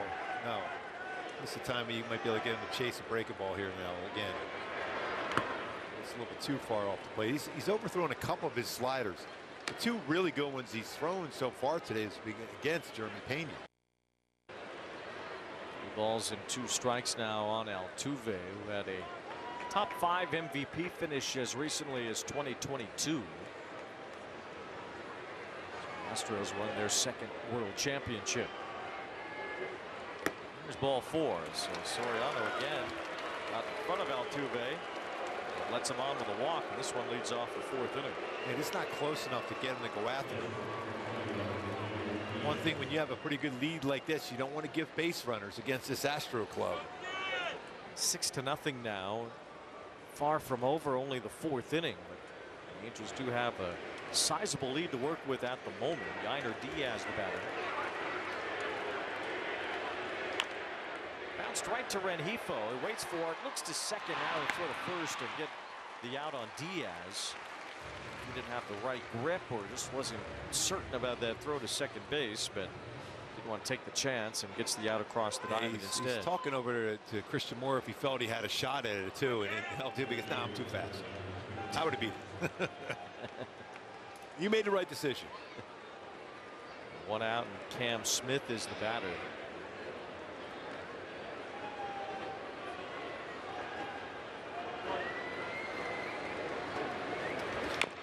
This one off his foot. 4 outs on the ground. Remember last game out, what? No outfield flyouts.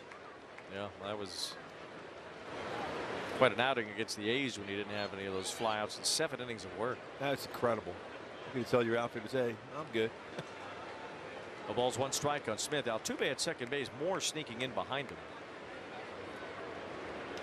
Smith hits one hard to right. Got a good jump though. Campero gets in position to make the catch. Altuve will make his way to third base. And now 2 outs as Smith hit it well the other way, but Gustavo Campero slid over quickly and got there. It's played by Campero on that one too. Remember, he was a catcher for a while. He can actually fly. He's played a number of different positions. Swing the bat. Solid play out there in right for Campero. He's up Christian Walker. It was an interesting juxtaposition there at second base when we saw Christian Moore holding on Altuve. Altuve, for a long time, one of the most impactful offensive second basemen in the game. As Walker, it's a hot shot past Neto into the outfield for a base hit. Altuve is able to score, and the Astros get on the board here. RBI for Walker makes it 6-1. 105 off the bat, too sharply for Neto to reach. Yeah, it looked like he thought he was going to be able to get to that baseball. They skipped on that dirt and skipped by him. Now Caratini bats with 2 outs. You see Christian Moore, 22 years old, first big league week, getting over there and be close to guys like Jose Altuve and in New York with Aaron Judge. Yes. I mean, it has to just blow your mind that first week. Exactly this time last year, I was in the College Baseball World Series, and now I'm hanging out with Aaron Judge and Jose Altuve. He's really been in awe of it himself. No balls and a strike on Caratini. Tapper foul. He said, you know, even comparing it to the College World Series, which he says was an extremely cool and rewarding experience. There's nothing like this. These lights and these players and this atmosphere. He said this is just the ultimate dream come true. And his parents, it was such good people and family. Erica had a chance to talk to Christian today. He said they were all watching the game last night. It's a little bit slightly a little later back east now. Oh, they'll be all right. Yes. Caratini lifts one here toward right. Campero's over. So is Adell. It's Adell calling for it. And he makes the catch to end the inning. Houston gets on the board. The Angels still lead 6-1.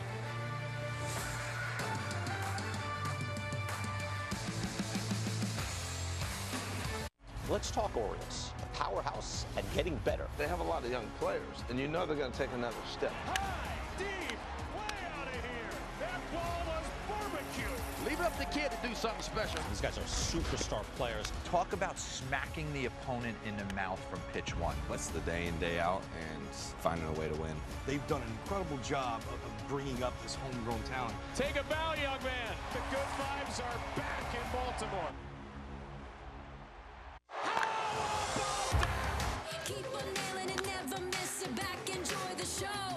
Relive the biggest plays from every game with Abby LeVar on Quick Pitch. Late nights and early mornings on MLB Network. There's a unicorn in Hollywood. The lineup we know is incredibly deep, but that starting rotation is unlike anything I can remember. I got them running the National League. I think this is the first of like 4 or 5 straight world championships. This is just an incredible wealth of riches. He's in a world of his own. Strike 3 swinging. It's a dozen strikeouts for Tyler Glasnow. Walk-off win.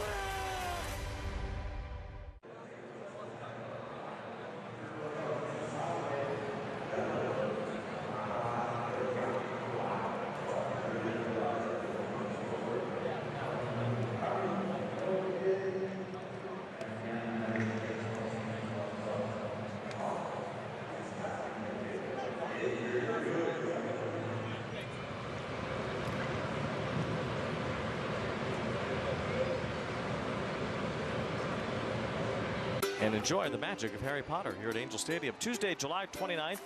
Whether you belong to Gryffindor, Hufflepuff, Ravenclaw, or Slytherin, you can enjoy a Hogwarts House t-shirt and a seat to the game with your purchase of a Harry Potter themed ticket package. Visit angels.com/Harry Potter to get yours today. Know what house you belong to? Slytherin. Oh, wow. That's the Philly in you then. Yes. Snake Plissken. Slytherin. Escape from Philly. Gustavo Campero batting right-handed, flips one toward right field. Cam Smith makes the play. Smith has been a very highly ranked defensive right fielder this year, making the transition from third base. One out. Here is Christian Moore, our Kia player profile. He and Cam Smith both drafted last July and both making an impact in the big leagues already. Christian Moore with a homer in his home debut last night. Had not happened since Francisco Arcia in 2018, although it happened a few times that year. Shohei and Taylor Ward did it too. Moore's first big league home run, and he also had that great catch in the game last night. You saw his pure power and athleticism on display yesterday, and you saw, I think, too, the teammate Christian Moore. Yes. Neto and Hunter Brown were squaring off last night. Christian Moore got right in front of the pile yesterday. He was fearless. Wait, I'm glad you're bringing that up. He was out there faster than anybody. He was flying out there. The ball's in 2 strikes as Moore lays off here. I mean, he has about a half a second in the big leagues, and he was out there that quick. This he was saying is that's his guy Neto. They're right up against each other all the time, second and short. There's a strike at the top of the zone to retire Moore. 2 outs as Neto will bat. Send it down to Eric. Spoke with Ray Montgomery about that, the energy that he showed in the game last night. He's a year out of winning the college series, right? Almost to the day, but he said he came from a place where he created an atmosphere too and an edge, and he would tell you that too, and he thinks he kind of thrives that way. I think that's part of who he is. That's his personality. Ray said there maybe have been a little naivete last night too. He may not have known any different, but in some of those situations. But Ray said, I love it. It's great. It builds camaraderie within the group, and it speaks to a lot about who he is as a person because he was the first guy out there. I really like that, seeing that from him. He's already gained the respect of his teammates that quick. That story Rick Sutcliffe told about Greg Maddux, about how Maddux was told that if he didn't get a win, he was going to be sent to the minor leagues early in his career. But there was a situation that came up where Andre Dawson got hit by a pitch, and Maddux felt like he had to stick up for Dawson, even though he was just an out away from qualifying for that win. And he actually did get sent down to the minor leagues, but Sutcliffe said he just gained all the respect of his teammates by doing that. And it was probably more important for him to do that and get sent down than it would have been to just not do that and stick around and make sure he got his own win. And after that, his reputation of a guy that would protect his teammates was second to none. I mean, Pedro Martinez right there too. But Greg Maddux, so wouldn't think that from him. He was just an unreal competitor out there, but he protected his teammates very much. 2-2. Neto hits one hard. That's fair over the bag and down the line. The second double tonight for Zach Neto. He's a little hungry today, going a little double-double.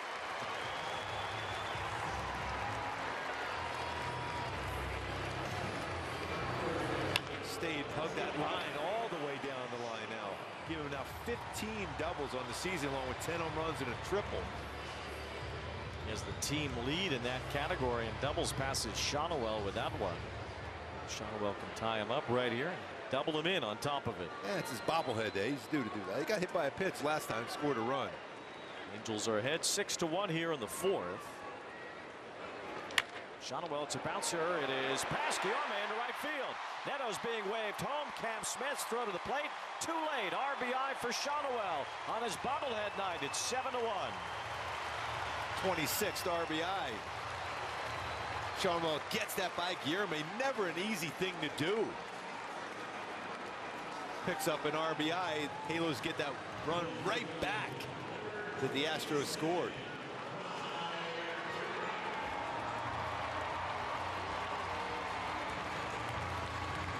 Guillorme was trying to set himself up to make the play to first. Really, he needs to keep that ball in the infield. Yeah, got to keep it in, especially with the runner at second. If you get the out, that's a bonus, but you can't let that run score. Guillorme was unable to keep that ball in the infield. He didn't dive for it. He slid to try to make the play. Now Trout takes a strike. 8 hits and 7 runs in this game for the Halos. They've poured it on Brandon Walter in his 4th major league start. Walter had only allowed 3 runs in his first 3 outings this year. Handful of extra base hits as well. 3 doubles and 2 homers. The bullpen's been used quite a bit. You mentioned all those guys have been injured. There's no one even moving around in the bullpen yet. Yeah, that's part of it. When you have all these injuries, somebody might have to wear it once in a while. And Walter has worn it so far here tonight. 7 runs on 8 hits in 3 2/3 innings. I think you feel a little differently too, and it's not necessarily one of your prospects. This isn't a guy that is necessarily a big part of the future, but at the moment he's the right guy for this role right now.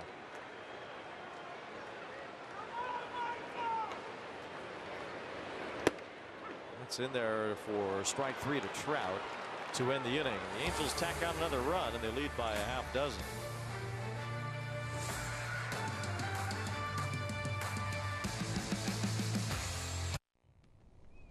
I'm Jesse's uncertainty, and I really thought house projects were my time to shine. One little, "Are you sure?" He gets stuck before he even got started. But Jesse's changed because of Thumbtack. With their guides, he knows exactly what to do and who to hire, and his house is looking great. Where does that leave me? Uncertainty doesn't live here. You do. Take care of your home with Thumbtack. Download the app today. There's a shot. This is really becoming ridiculous. 3-home run day for Aaron Judge. Bronx Bombers are back. Judge cranks one. Incredible. The show rolls on for Aaron Judge. This is a generational player. He's a special, special talent. He's going to go down as the greatest Yankee of all time.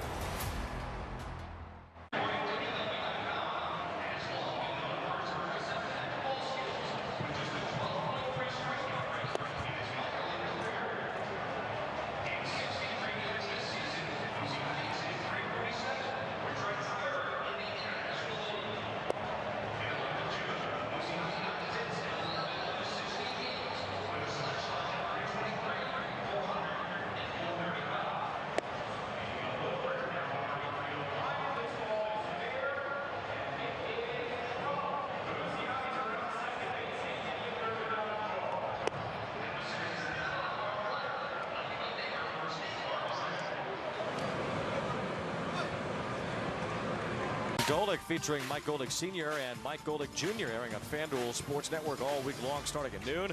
They're bringing the heat with bold takes, big personalities, some of the biggest names in sports. Don't miss the action weekdays at noon only on FanDuel Sports Network. Still throwing quite a few knuckle curves.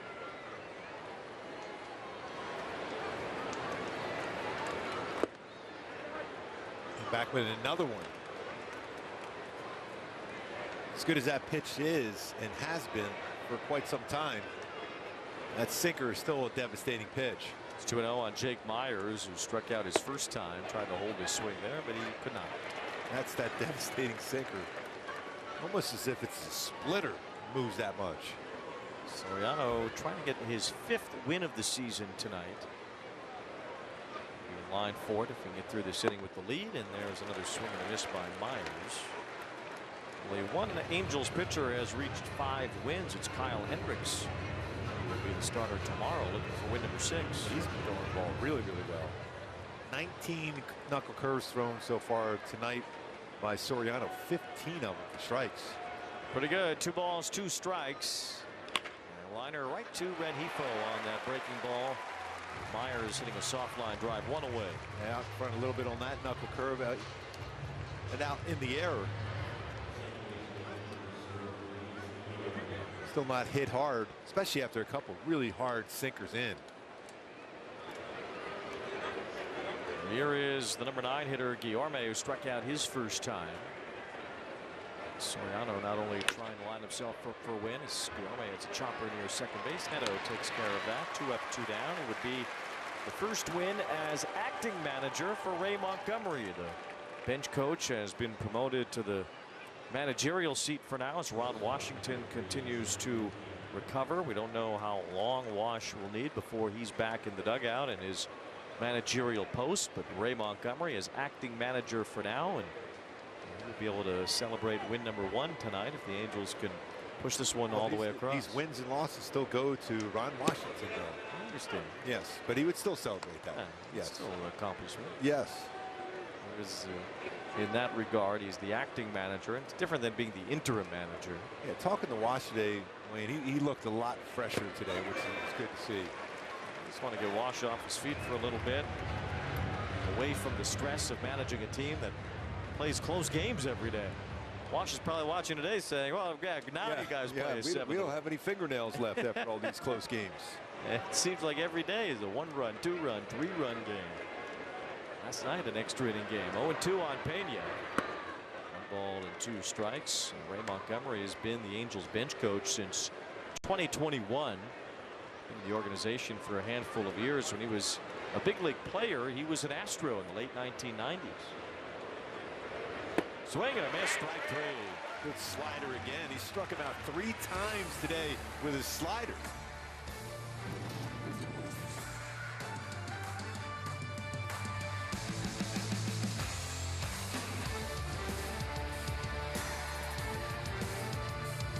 Introducing baseball's all-new national pregame show, MLB Tonight, live at 5. Join Greg, Harold, and Dan, and a star-studded roster for a preview of all the night's matchups. Get a first look at the lineups. Premier talent. First take from the players. I'm just excited to put any pair of cleats on. And the first of many breakdowns every game night. A full night of baseball starts at 5. MLB Tonight's national pregame show, weekdays on MLB Network. Right this second, at some diner somewhere, I'll have a... Someone really wants a soda. But that same someone doesn't want to be like the only someone to order a soda. Embarrassing. Yeah, she's looking at you. Yeah, I know the struggle is real, honey, but so are all these other... What if there were a better soda? Hun, get a Poppy. It's a soda with 5 grams of sugar. Okay. Okay, so this waitress is a genius. Can I get one, too?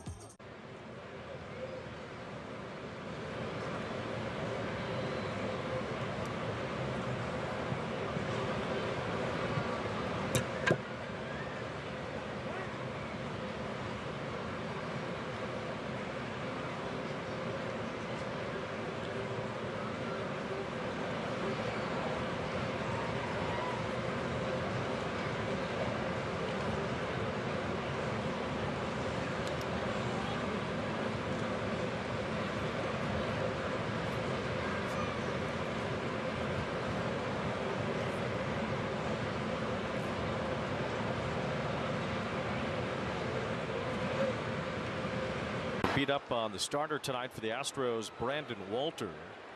Walter's allowed 2 runs in the second, 4 runs in the third, and 1 in the 4th inning. Taylor Ward drove in 2 of those 3rd inning runs with a double, and then he came home on a homer by Logan O'Hoppe. O'Hoppe's first home run in close to a month. Almost a month to the day.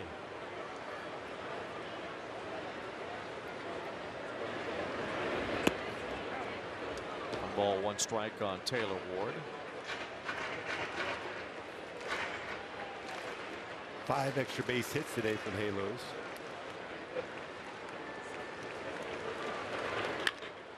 Ground ball knocked down by Paredes from his knees. Look at that throw. Wow. He made that look easy from the knees. Ken Caminiti used to do that when he was with the Astros. Had that incredibly strong arm and could make throws from any angle, any spot, get it all the way across the diamond. But that was no problem for Paredes. This is a great pickup by the Astros. I mentioned earlier, for the Crawford boxes in Houston, he pulls a lot of his home runs. And he's a solid defender, as you can see there. Good play to retire Taylor Ward. 1 out here. Made that look easy. We've seen some great defensive plays in this series already. It's only 2 games into it. There's a liner the other way for O'Hoppe. Smith, though, is right there for the out. But a good sign from Logan after hitting his home run in the 3rd inning to put a good swing on that pitch to the opposite field. Opposite field, exactly right, Wayne. That's what you want to see from him. 104 off the bat again. Another good swing.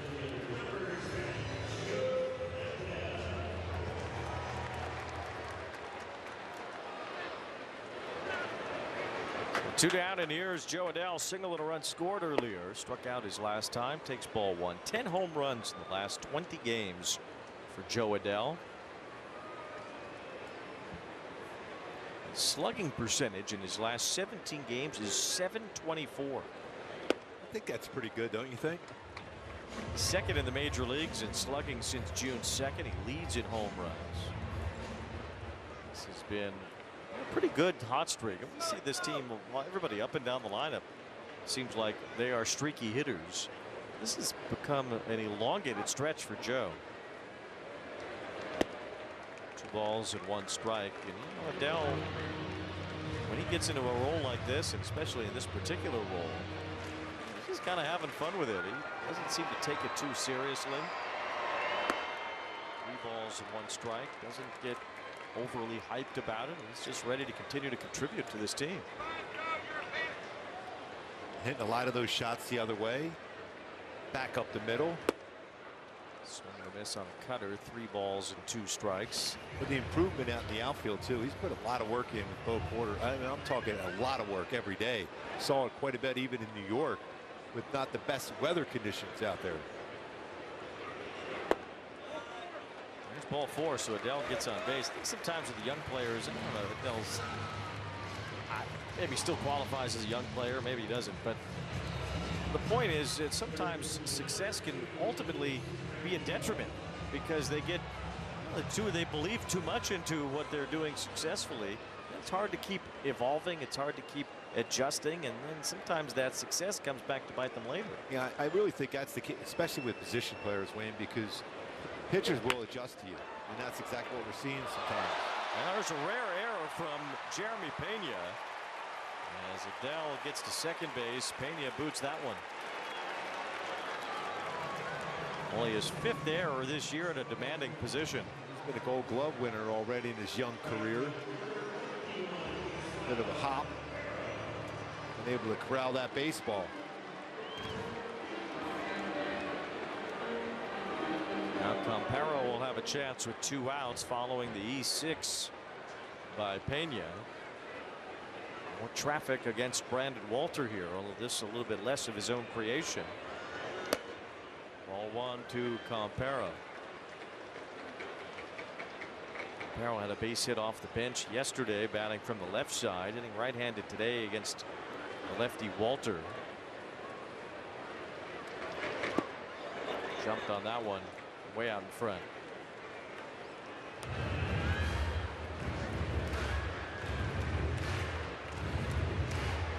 Kind of when you look at it, this Astros team, you don't have Bregman anymore, no Tucker. Rodon Alvarez is out right now. I mean, there's a lot of power not in this lineup, yet they continue to win. They've won 18 of their last 25. They've jumped to not only first place, they've jumped to a pretty comfortable lead as well. Campero swings and misses. Mentioned Seattle losing today, so even if the Astros lose 2, they'll still have a 5-game lead in the American League West.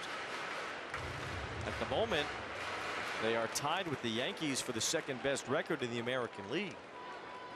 Detroit is first. The Rays, though, have caught up to the Yankees just a game and a half back.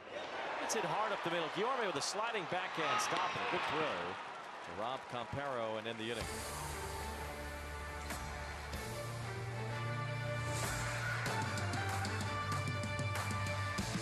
All right. So that's 1 pair of glasses. Yep. With prescription lenses. Plus anti-reflective lens coating. Oh. Scratch-resistant coating. Did I choose? UV protection. Award-winning customer service. That's me. That's also me. Free returns, free exchanges, and free frame adjustments for life. And how much more is that? Oh, it's all included at Warby Parker. So my glasses are still just $95. Oh. Surprise! I just get excited. This is Fubo. It's a better way to watch ESPN and other top sports networks. Plus, get coverage of your local teams all year long.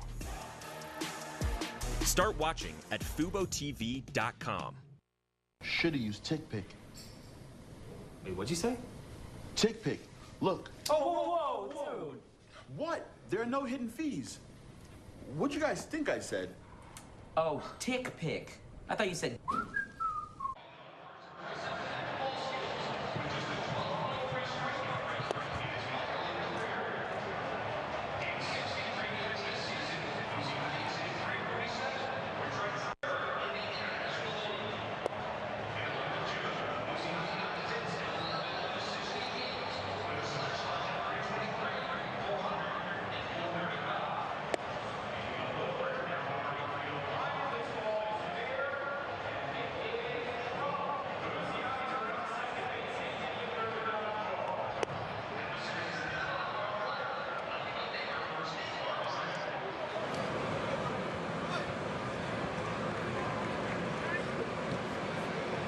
an outing where Jose Soriano's been excellent. With his breaking pitches, he made that devastating sinker that much better.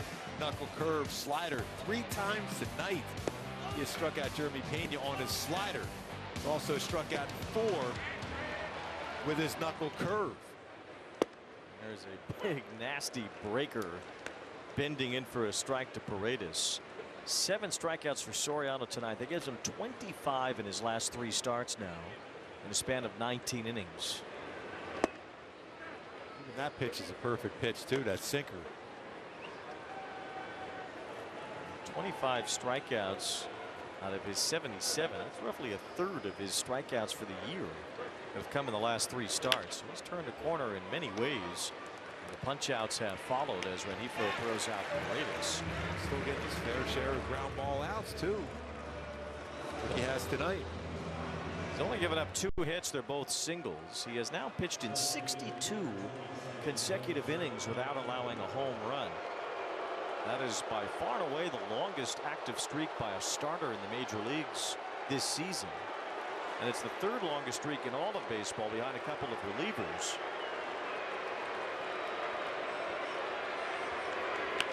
Altuve yanks one foul. Cade Smith of the Guardians has had 75 consecutive innings without a home run allowed, dating back to last year.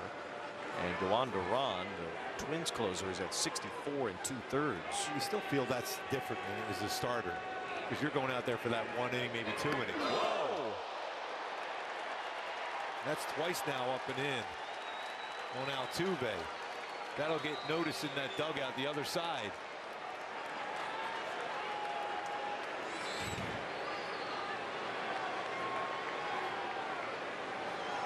That was a splitter, though. That's why that pitch ended up. He hadn't thrown really any of them today. And that's a field pitch, and he did not have the feel of the baseball. That was not by design.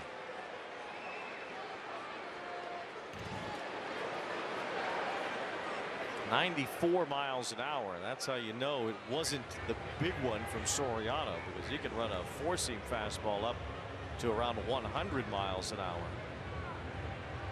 But even so, 94 that high is a scary sight for a batter. When you haven't thrown many splitters, that's one of the most difficult pitches to all of a sudden throw during the course of a game late. There's only one other human being who would do that. And we know where Shohei was able to do that. Didn't throw a splitter at certain points or a different pitch, and he was able to throw it later. It's so hard to do that. Soriano will go back to work here. 1 ball, 1 strike on Altuve.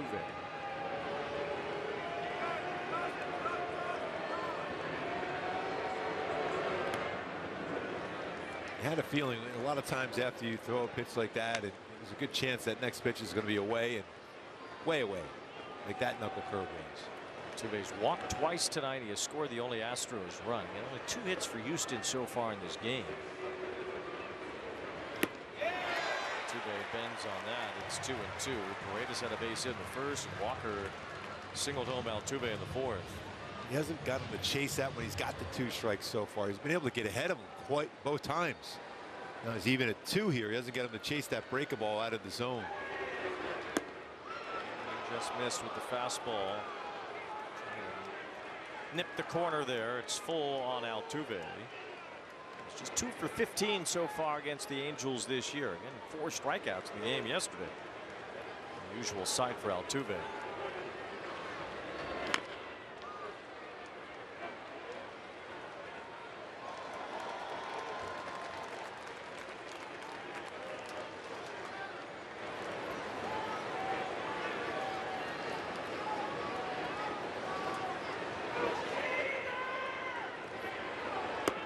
Lets that one go by for ball 4. It's the 3rd walk for Altuve. All 3 walks by Soriano tonight have been to that one batter. It's amazing. He struck out 4 times yesterday, and he walked the last bat, an attention walk. So he's got 4 strikeouts and 4 walks.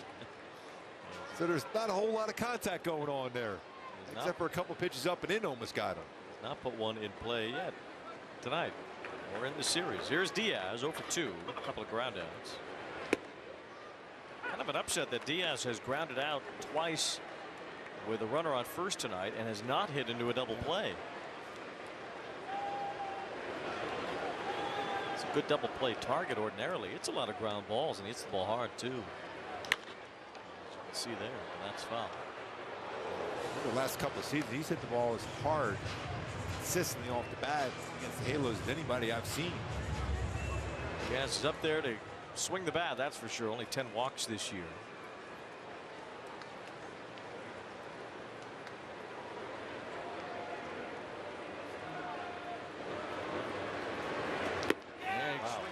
For strike. That slider is so wicked. That wasn't even ever really close to a strike to begin with. I told you he's up there to swing. Yeah, well, he is. Times when you have to take advantage of a hitter's aggressiveness against himself. That'll prevent that line drive. Hard hit percentage. Yes. That is the 8th strikeout for Soriano tonight. Remember, 12 is his career high. Just happened in his last home start against the A's. Here's Smith, who struck out earlier. 0 for 2 tonight. And Soriano gets the call there on the inside corner. 83 pitches now in 5 2/3 innings. I'm sure the Angels would love to see Soriano get through 7 tonight in the way that Yusei Kikuchi did yesterday. And out here would help. A liner to Campero, who makes the catch. Soriano's through 6. He's allowed a run on 2 hits. He has 8 strikeouts. He's been very strong once again tonight.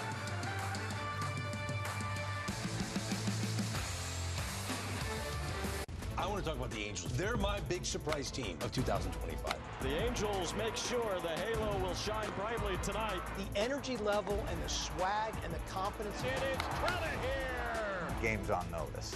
Magneto magnificent. High octane. It is fuel. It is hot. It's coming at you in a big way. It was 105.5 miles an hour.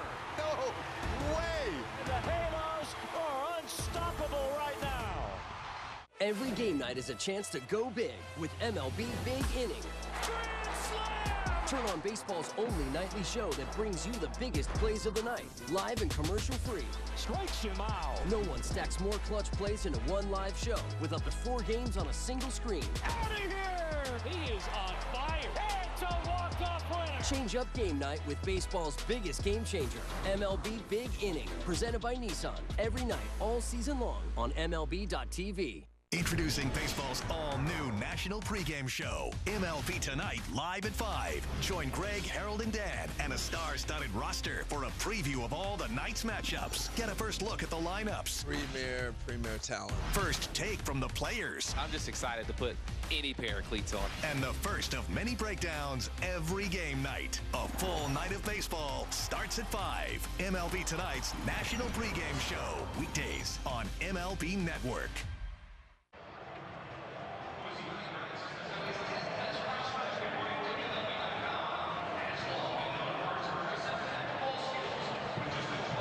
Three starts are why Jose Soriano was considered to be a breakout candidate across Major League Baseball this year. He's put it together in these last few outings, and he's been dominant, including teams that can really swing the bat. You know, the A's have a good lineup, the Yankees have a very good lineup, and so does this Astros team.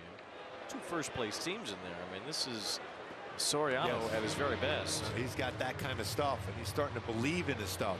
Interesting to see him over there with Sal Fasano, going over some pitch planning for the next half inning too. We'll go back out to the 7th inning with at least a 7-1 lead. Christian Moore, the batter here. Sal Fasano's been invaluable to this Angels pitching staff, coming over as sort of an assistant pitching coach and catching coordinator, and he and Jerry Narron work with the catchers and the pitchers. And it's all a big team display. Travis d'Arnaud gets involved, and this team really has a lot of information that they're sharing with this pitching staff to get some good results here. And the big thing when it comes to Sal Fasano, it's not just the 1 pitch. He's always talking about a 2-pitch sequence. We saw that earlier when he threw that nasty sinker in Opeña and slider away. Fair ball, almost at the bag. Walker chases it down, and Moore is out on a close play at first. Walker, a Gold Glove winner at first base. He's a good player. Well, he is so good and he's smooth. 1 out as the batter will be Neto. Before the game today, we saw a young lady named Alessandra Gutierrez belting out the national anthem. She got a little shy for a moment, then she recovered, Fans helped sing along as well, and it was a beautiful moment here before the game. Right now I got goosebumps. What she did was so unbelievable. Everyone got behind her and sang with her. She was amazing. She was unreal. Yeah, she read the second half of it. She really started to belt it out. So great job by Alessandra Gutierrez singing the national anthem before the game today. Oh, that was so cool. I'm telling you, we were all kind of a little teary-eyed watching her do that. She was unbelievable. Unbelievable. Zach Neto fouls one off. Fan just biffed it. In the front row, he's hiding his head in shame. Right to him, hit him in the hands, and it fell below.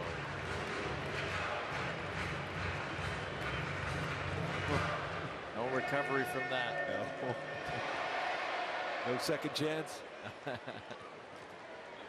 He's an older guy. Nobody's going to help sing along with him. You're on your own. Oh, she was so great on the national anthem there. Boy, that was awesome.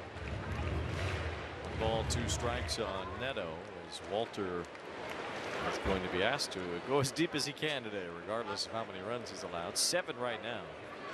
Neto fouls one back. 2 doubles and a run scored for Zach tonight. Nice crowd on hand here at Angel Stadium. A lot of these folks receiving an Olin Shonowell bobblehead. He'll bat next.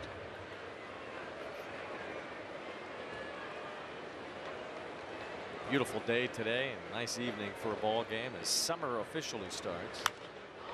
Neto with a fly ball to right off the end of the bat a bit, and Cam Smith puts it away. 2 outs. 2 doubles in this game though for Neto.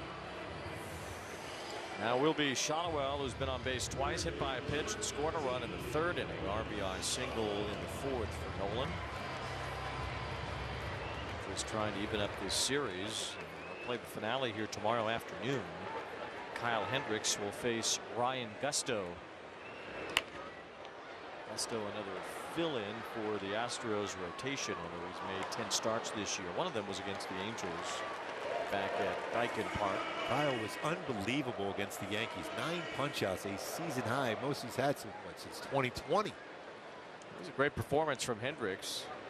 He's had some really good outings. He's largely kept the Angels in every game he's pitched. A couple exceptions, but by and large, Hendricks has, I think, done as good of a job as the Angels thought he might, maybe even a little bit better at times. Certainly in New York, he was great. So see if he can help the Angels tomorrow afternoon in the finale of this series. The Red Sox are here Monday. They're playing in San Francisco right now. Rafael Devers is making his first appearances against the Red Sox, and hit his first home run as a Giant today. Shonowell's on base for the 3rd time, a 2-out single. Another base hit. 3 times on, like you mentioned. That on base percentage continues to rise, using the whole field. Base hit to right, base hit to center. Giants clipped the Red Sox today 3-2. Still have Devers home run. Elliot Ramos also went deep.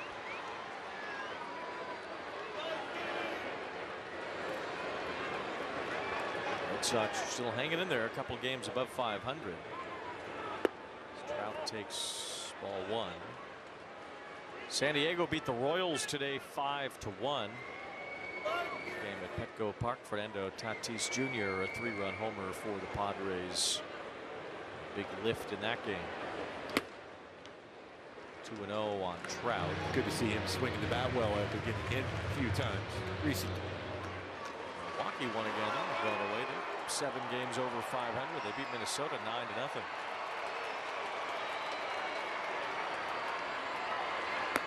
Minnesota's been real odd. Started slow, got incredibly hot. Now back to being under 500. Ran into a buzzsaw yesterday with Jacob Mizorowski in his 2nd major league start. Took a perfect game in the 6th inning. Yeah, a no-hitter his first start through 5, and then a perfect game in 7. Is it that easy? Well, you throw a 96-mile-an-hour slider, it might be. Yeah, that might help. Jose Quintana got the win for the Brewers today. He's been good for them. He's been very reliable the last few years. Trout takes all the way, and it's 3-1. Angels do have Hector Neris up in their bullpen. Maybe Soriano would get another inning. He's only thrown about 84 pitches through 6. Fly ball to right, won't carry. Cam Smith for the final out.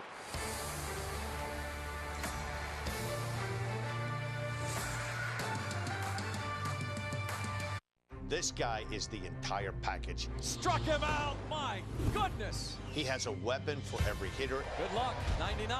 And what I like most about him, he pitches with an attitude. They're still on their feet for Paul Skeens. Everyone wants to watch this guy. Must-see TV for me. 6'7", top 5 exit velo, #1 arm in the sport. There's a cruise missile. More fireworks. He can go out there to center field, relax, and I think this is a 30-30 guy this season. Think you know Kyle Schwarber? He's not playing lawyer ball. He's looking to do damage and hit home runs. Kyle Schwarber gets it. And that's why, despite not being our prototype, he's one of our very favorite players. Get in the know with MLB Now on MLB Network. This is a guy who has MVP-type potential. Luis Robert is one of the most talented players in the league. Great nickname, La Pantera. He has the potential to be a 30-30 guy that can knock in 95 to 100 runs.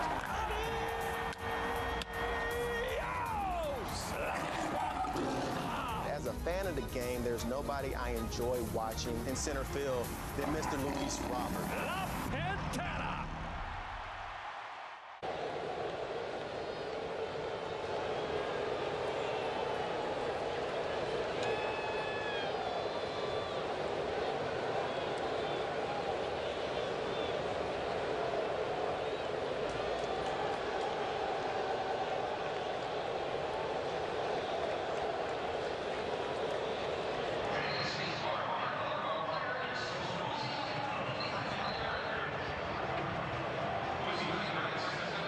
Do that one day, I think.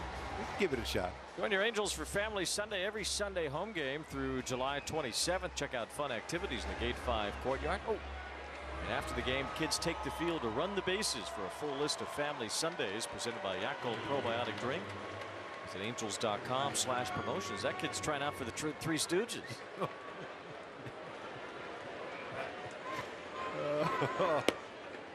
Game ball. Strike I saw where just the other day was Mo Howard's birthday. Born in 1897. A few years ago. A little older. Always remember Mo Larry the Cheese.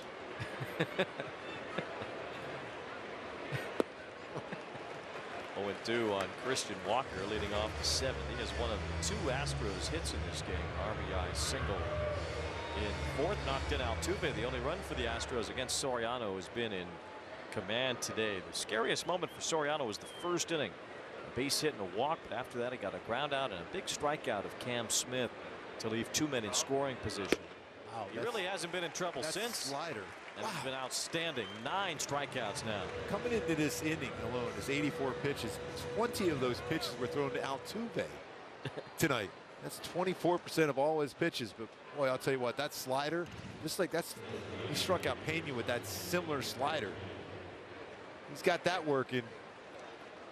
Not a lot of fun swinging the bat against him.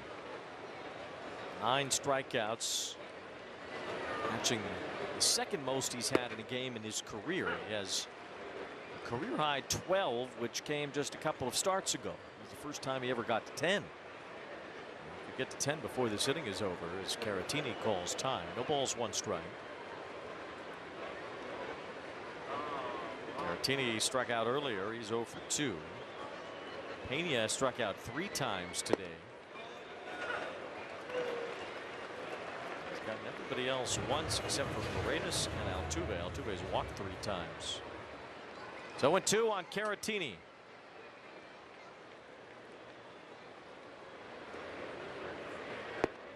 That's in there. Strike 3. The 10th strikeout for Soriano. Talk about having everything working.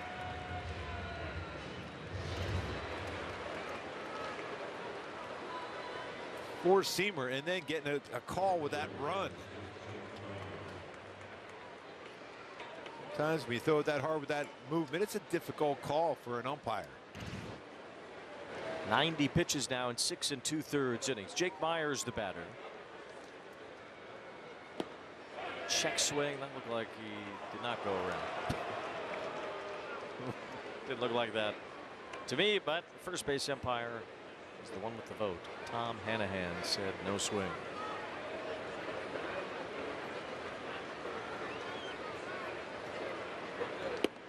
There is a strike on that breaking ball. Well, you're right. Everything has been working here tonight. Well, we talked about keys to this game. The breaking pitches, and his breaking pitch has been unreal. This is the first punchy on a fastball. Oh, that's unreal. That's pain at 96. A chance to have 3 straight games of 7 innings of dominance.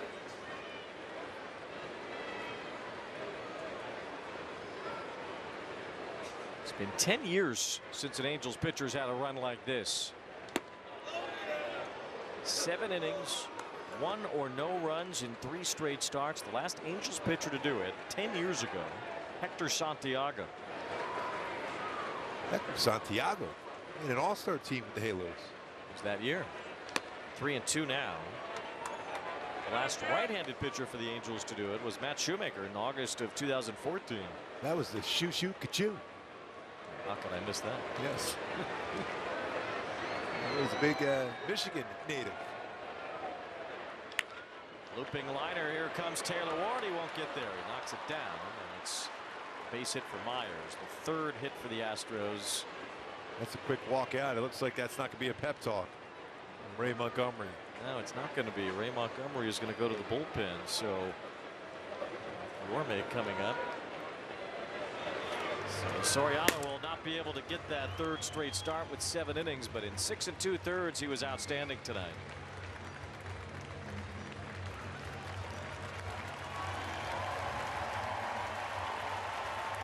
Talent-wise, with the Correas and the Royce Lewises and the Buxtons firing at the height of their power, they're probably the most talented team. Royce Lewis puts his team on top. Postseason monster, we all know that. Grand slam, Carlos Correa. With Byron Buxton, it's the tools, the speed, the power. He knows one speed, and that's to go get it. I think that we're a great team. I think we know we're a great team. The Twins have the most talent in that division. We missed you. Come on inside. One of the more rare feats in the history of baseball. He's going to be a perennial all-star MVP frontrunner. It's a unique athlete, a unique talent. The face of the game of baseball is running through this guy right here. That dude has electricity coming out of his pores. You're changing the sport, man. I just go out there every day and give them 100%. Every day he does something that draws your attention. Green is cooking with gas. It feels like he's finally put it all together. I think Hunter Green's about to become a super ace of a playoff team. That's what the Cincinnati Reds are going to be in 2025.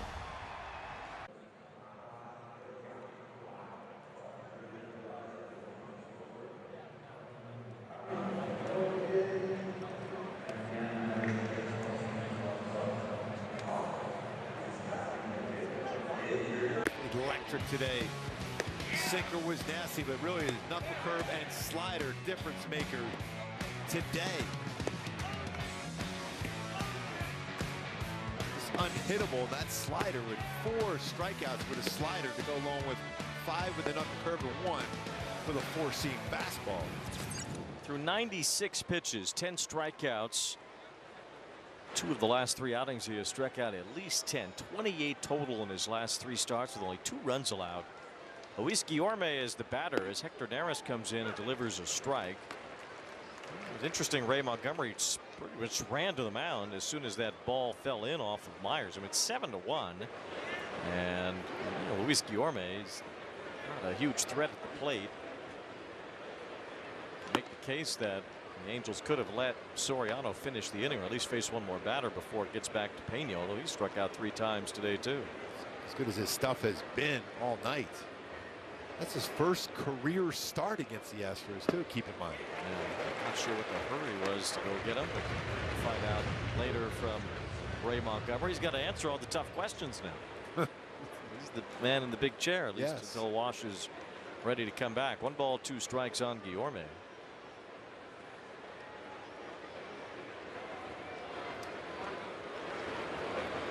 The umpire feels the need to pressure away home plate at the moment. 1 ball, 2 strikes on Luis Guillorme. It was only 1 for 11 so far at the major league level this year, 0 for 2 tonight.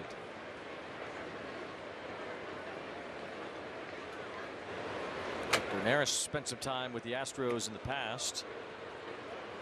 Throws over to first.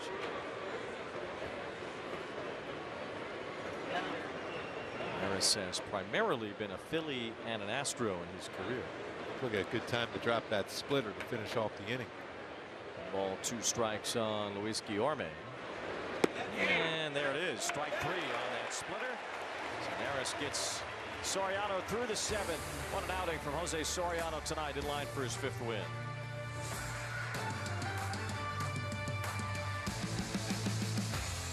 Arguably one of the best pitchers, if not the best pitcher in the game. At 100 miles an hour, Sandy ties a career high 14 strikeouts. This guy is a difference maker for the Marlins. He's a staff ace. He wants to take the ball, man. He has been great. Sandy Alcantara has thrown a complete game shutout. It's like if I faced you, you got no respect for me. No. Exactly. Morris at the front of the rotation. And the guy that wanted to finish what he starts. Shutout for Sandy Alcantara. We got hands up in the air, 'cause it's a party. We having fun here, 'cause it's a party. Oh my! This guy is next level. Oh my goodness! Lots of great baseball coming, and good guess, by the way. Play baseball like I'm still a young kid, like a little teenager. Good luck trying to hit that, man. It's unhittable. No way! What a moment! This is the show that never ends. Introducing baseball's all-new national pregame show, MLB Tonight, live at 5. Join Greg, Harold, and Dan, and a star-studded roster for a preview of all the night's matchups. Get a first look at the lineups. Premier talent. First take from the players. I'm just excited to put any pair of cleats on. And the first of many breakdowns every game night. A full night of baseball starts at 5. MLB Tonight's national pregame show, weekdays on MLB Network.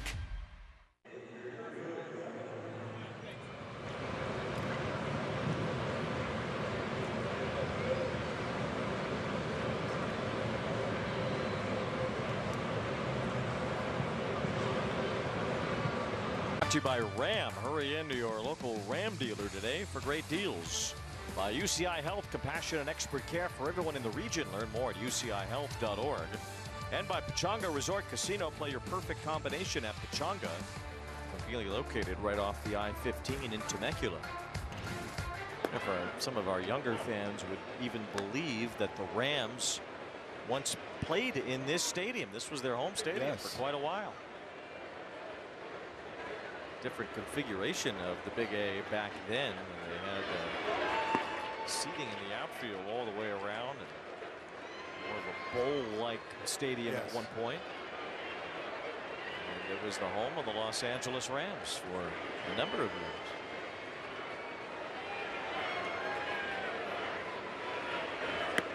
The ball's in a strike on Taylor Ward.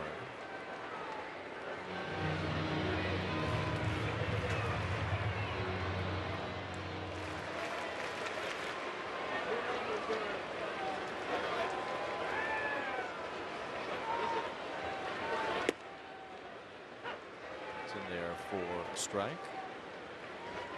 Fastball sweeper. There's a cutter, but also run that fastball touch 96 to 100. There's a sinker, cutter, and sweeper.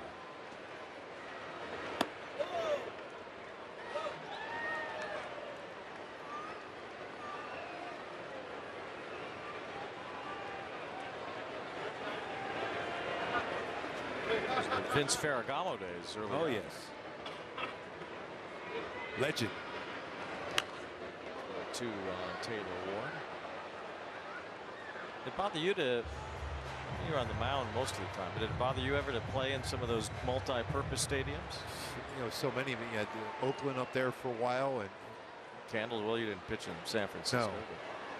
No. Well, the other AstroTurf fields you did. The Ward fouls one off. But no, I mean, not really, because the only thing for me, it didn't bother me as much because it's sinker ball pitching, because a lot of action was in the infield, but in the outfield, if they gave up a base hit, that would have that snake type action going to the outfielders. They had to really look that baseball into their glove.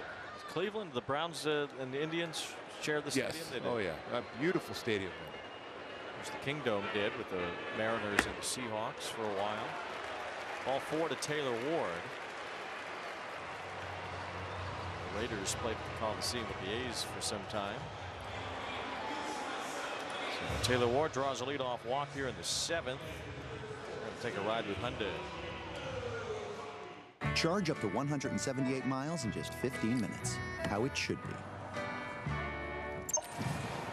Logan O'Hoppy's hit the ball hard a couple of times, including a home run tonight, his 15th of the year. Probably bothered the football players more to play on the baseball field than it did the other way around. The one exhibition stadium, I think, in Toronto, the Argonauts played out there too. I remember there was a goalpost out beyond the right field wall. I remember one time Lloyd Mosby hit a bomb, and I don't know why I reacted. I field goal, because it went right over. It was about 450 feet. I reacted, field goal.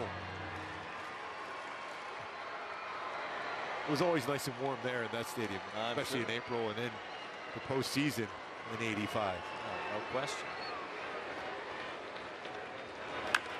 Line ball, left center field, hit pretty well. Altuve's chasing it out near the wall, so is Myers, and it's gone! Second homer tonight for Logan O. Hammered again. They come in bunches for O. Hammered. It's good to see him swinging the bat again. Now giving him 16 home runs.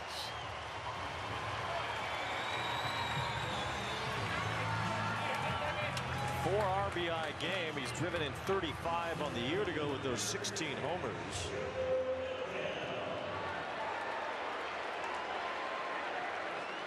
It is all Angels here tonight. 9-1. Popular shirts going around too. The old hammered shirts, Angels shirts, and hats. Better get a cut of those. Yeah.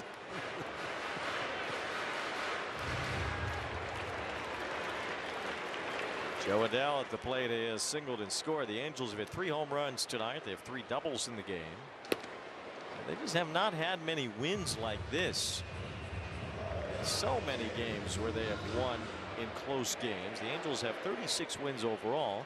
And keep in mind, 15 of those are by 1 run. Yes.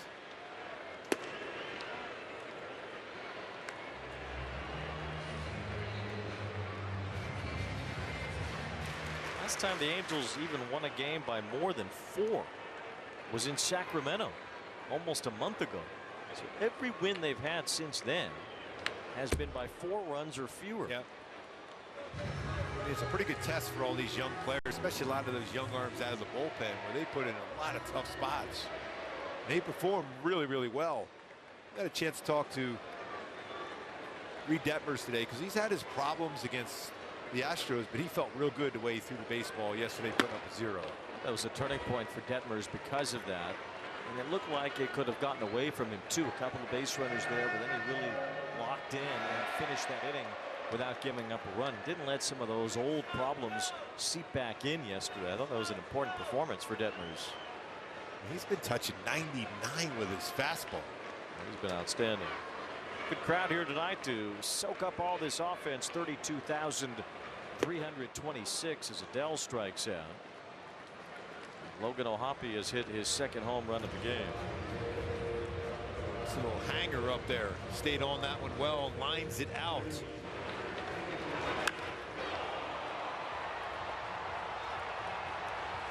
Breaking ball that stayed in the heart of the plate. You always got to hold your breath when Jake Myers is going for any baseball.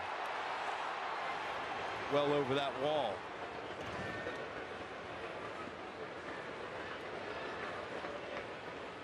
A score like this, you might be able to get a chance to get some of the guys off their feet to be ready for a day game tomorrow also.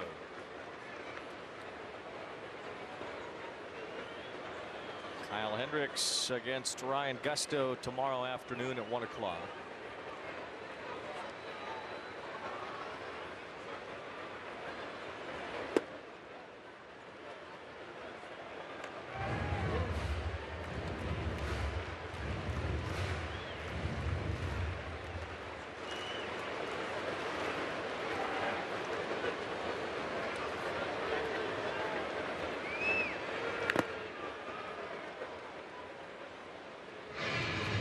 runs tonight, now 110 now on the season for the Halos.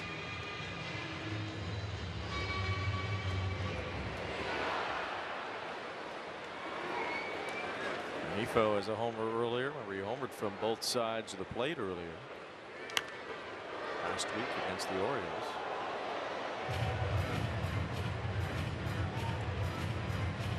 Pretty healthy hack at that pitch, trying to do the same.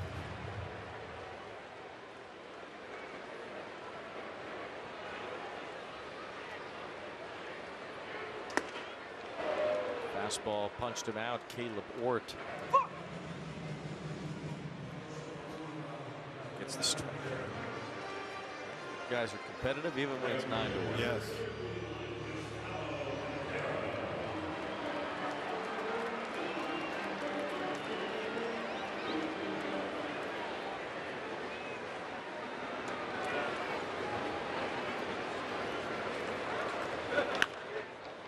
Foul toward the Astros dugout.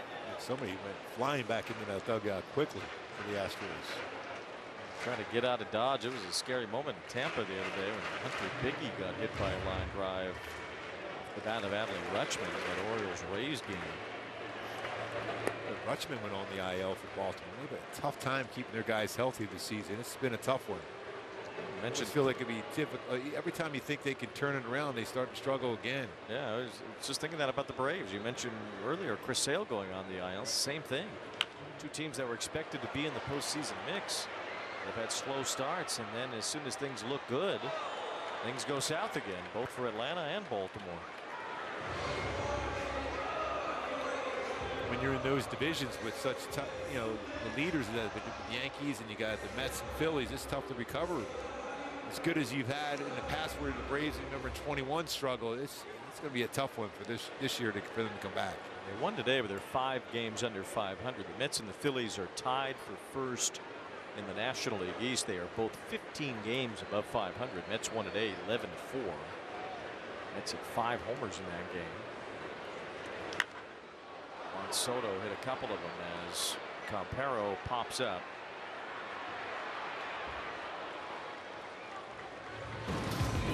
Angels get 2 more. Logan O'Hoppe does it again. Oh, hammered again. 2 for the price of 1.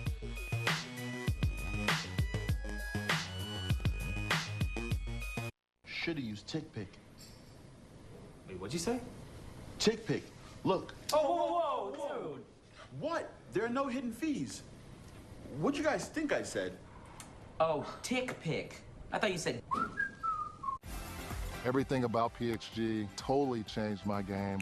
The whole experience that PXG brings is top-notch. They make the best equipment and really tailor it to your swing. I've seen great results. The forgiveness, the workability definitely makes the game a lot easier. I hit 15 yards farther, and it's going straighter.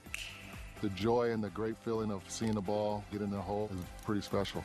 Yeah, you should go get fitted. PXG, you've never played like this before. Front row at the concert? And up courtside thanks to Game Time. Game Time has concert tickets? Yeah, look. It's the best way to guarantee you're getting the lowest price to your favorite artist, even last minute. It's game time!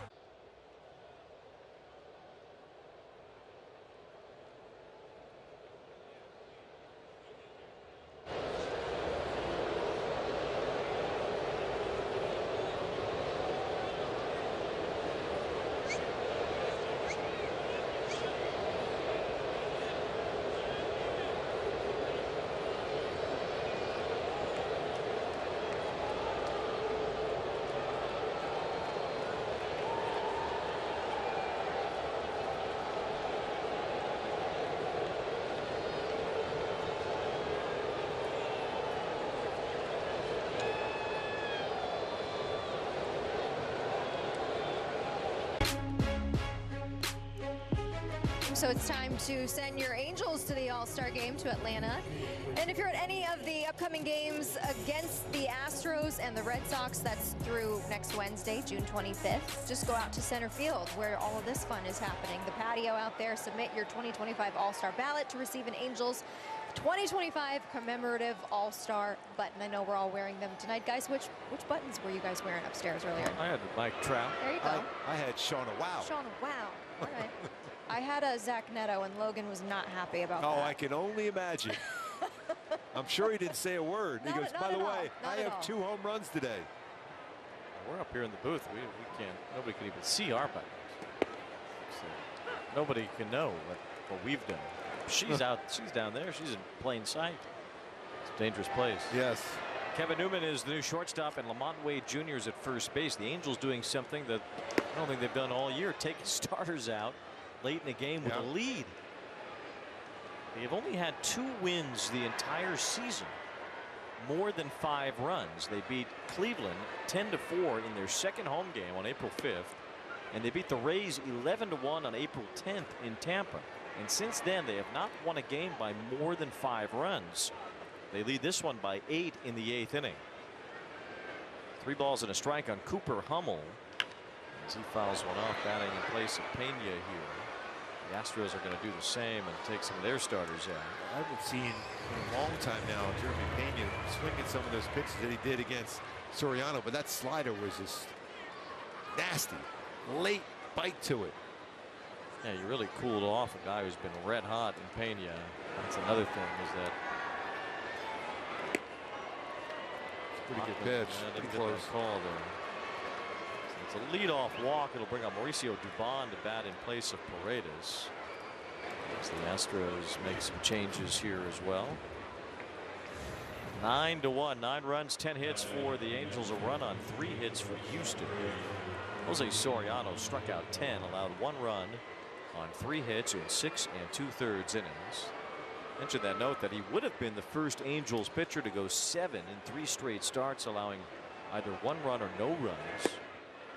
He didn't make it 7, but he's still the first Angels pitcher to go 6 2/3 at least in 3 straight starts since Hector Santiago did it 10 years ago. So even that, falling an out short of that 7 full innings, still got Soriano on that rare list of Angel pitchers in the last 10 years. I mean, the punch outs over the last 3 games now, though.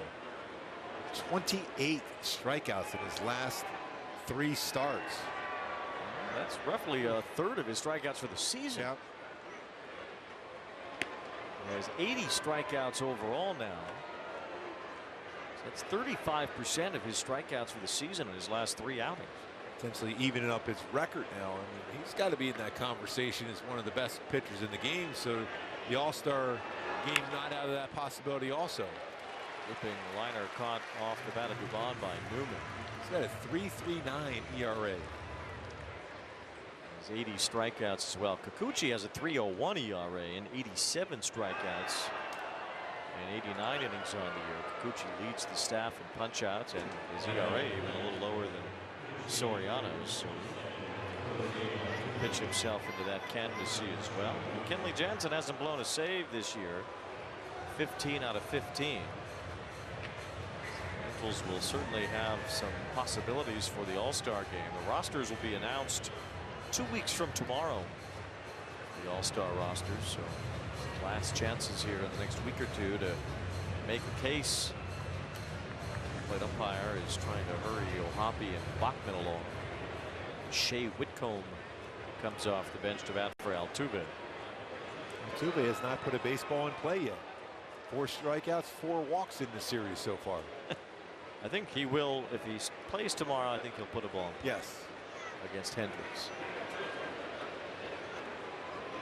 Hendricks not typically to walk or strike you out much, although he had the 9 strikeouts against the Yankees in his last start. He punched the batter out with 89-mile-an-hour fastball. Some serious fuzz right there by the professor. Swing and a miss by Whitcomb, and it's no balls, 2 strikes. Good opportunity for Bachman to at least work 1 inning, maybe 2 here at the end of this game. Does have a great slider.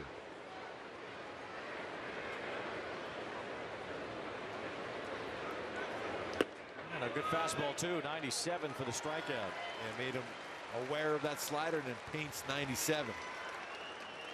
Well, you know your bullpen's in pretty good shape when your mop-up guy's a first-round pick who throws 97. Yes. good to see him healthy. All the stuff he has gone through. Angels bullpen over the last month plus has been outstanding. There were some arms in this bullpen, and Robert Stevenson even saw him again today. He had a smile on his face. He said he feels like he's getting closer.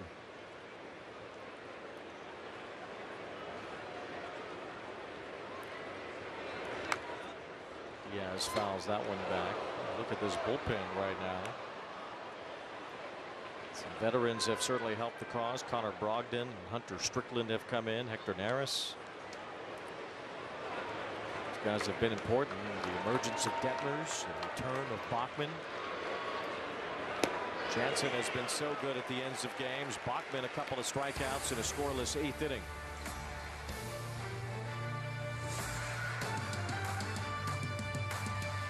Why pay too much for cable TV when it costs less for Fubo? Get all the channels you want with all the entertainment you love for the price that cable can't beat. Start watching at FuboTV.com. I'll give you this brand new electric vehicle if you can prove to me you know your finances. How many subscriptions are you paying for? Just 3. You sure? Let's download the Rocket Money app right now and see if you're right. It's actually 21 subscriptions, which is costing you around $370 a month. The app is telling you all this? Rocket Money shows you all your expenses in one place and even helps you suggest a budget based on your past spending. Don't worry about the 21 subscriptions. You can cancel them right within the app. It'll even try and get you some of your money back. The 611 Podcast meets MLB Network. Join longtime teammates and former MVPs Jimmy Rollins and Ryan Howard, plus other former players for unfiltered conversations about baseball, culture, and life. Only on MLB Network.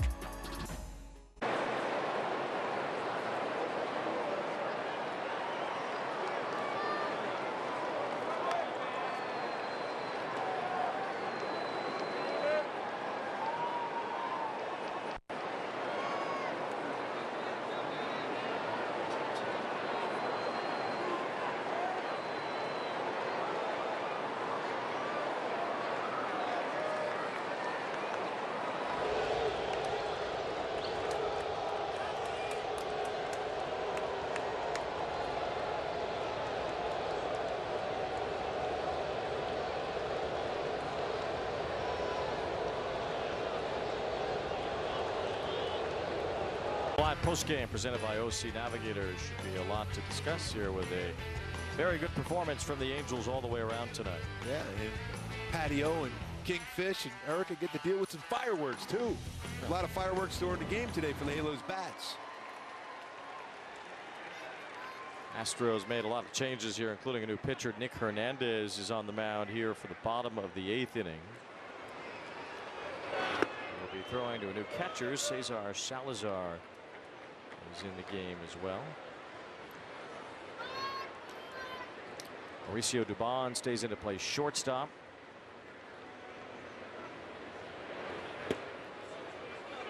Second baseman is Shea Whitcomb. Left fielder now Cooper Hummel, and Guarme moves from second base to third base. Just handed all the changes that I just said. Way to go. What did that do for me?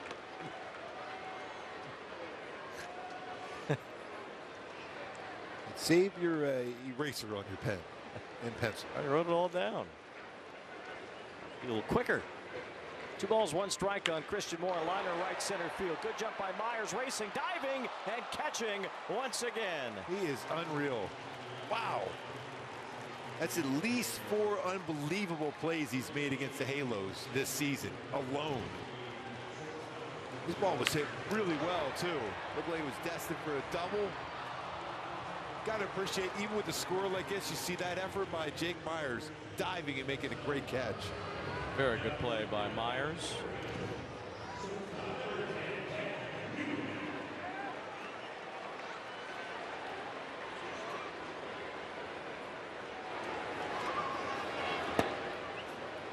One out here in the bottom of the 8th inning. The Angels with a 9-1 lead.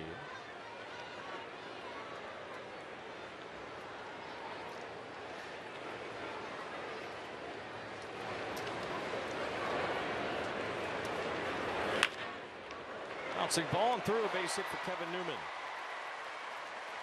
11 hits for the Angels so far tonight. We're ready for that drive home. We got to hear from Jack in the box. We killed it with your new Munchie Meal, T-Pain. Pretty much, Jack. Welcome to Jack in the Box. T-Pain helping us out. Yes. Here's Lamont Wade playing first base for the last couple of innings here with Nolan Shonowell on his bobblehead night, having 2 hits, an RBI, and a run scored. It's a pretty good bobblehead night. Yes, it is. On base percentage. Hey, if you're going to get hit by a pitch, that's exactly where you want to be hit by a pitch. Break a ball that has barely touched the back of your jersey. Hernandez balked, but nobody wanted to call it in this 9-1 game.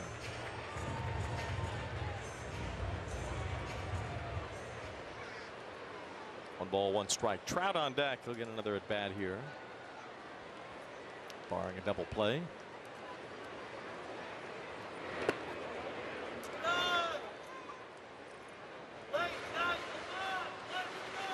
Angels will pull back to within 2 games of 500. It's an important homestand. You need to start stacking wins here at home. Yeah, that's the most important thing. Getting better, more consistent at home, whether swinging the bats. Good to see Taylor Ward hitting the ball pretty well too, and then Logan O'Hoppe too.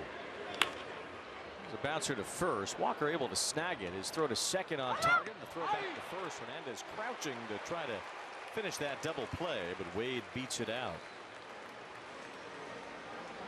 Good effort by Hernandez at first base to try to catch that ball and get the double play and avoid Trout.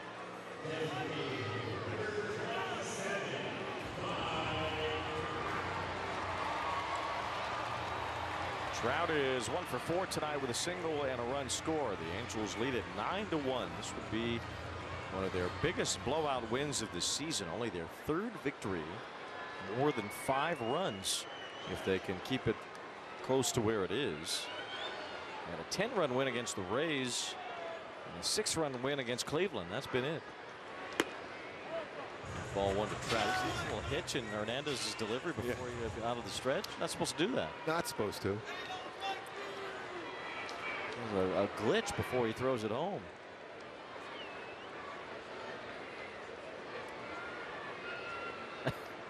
I mean, that's a double step. Yeah. I mean, remember they were stopping you from doing that because there's a lot of guys that used to do that.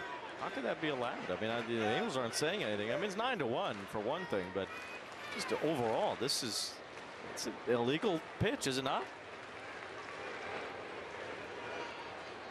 Yeah, he moves his knee.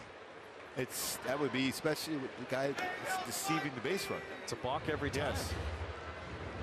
Our good buddy Joe Smith used to have that balk move like that, would move that front knee and then quickly throw over. He picked off a lot of guys in his career. Definitely. And why isn't it being remedied? Don't get it.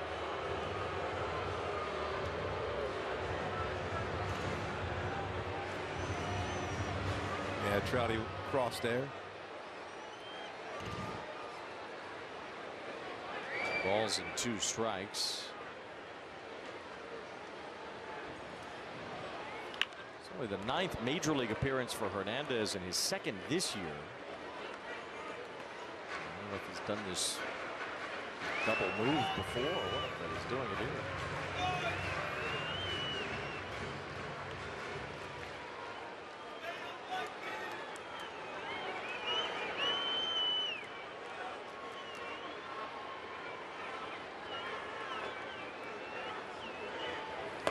Full count now on Trout.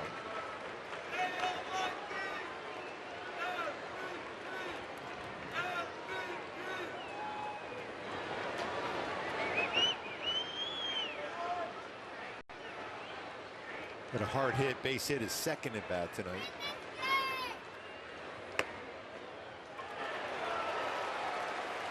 He's on base for the 2nd time, drawing a 2-out walk. That will keep the inning alive for Taylor Ward.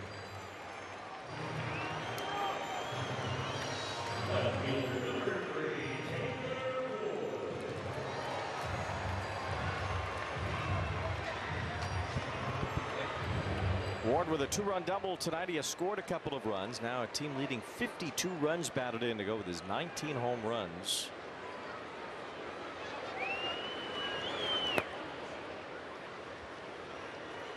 If he gets on base, Logan O'Hoppe would have a chance for a 3rd home run tonight. He would call that a hat trick because he's a big hockey fan.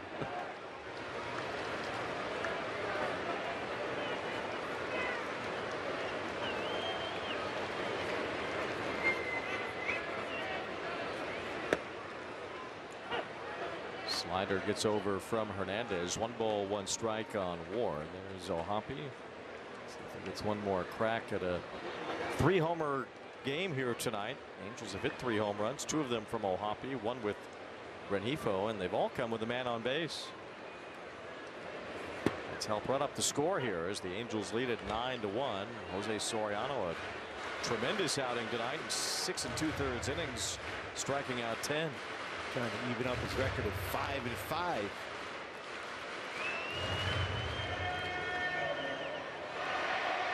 Amazingly, the Angels playing in their 76th game tonight. They've still used just the 5 starters. You know, one more turn through the rotation and they'll be at the halfway point. They can get there with just 5 starters used. That's something you rarely see these days.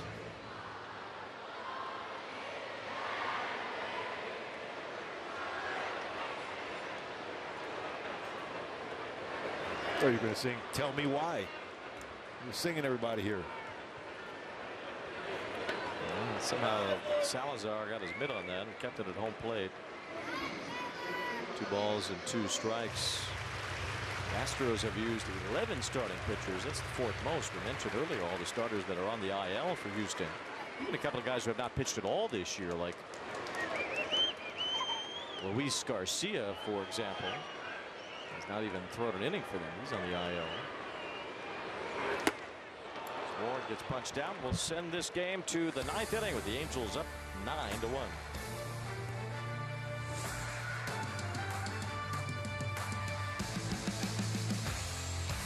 Never clean your gutters again with LeafGuard. LeafGuard's seamless design keeps leaves, pests, and sediment out while directing water away from your home, preventing wood rot and foundation decay, giving you peace of mind that your home and family are protected from water damage with the industry's premier maintenance-free gutter system. Call 844-6LeafGuard right now for 75% off installation plus $200 off your purchase. LeafGuard, get it today. Protected for life.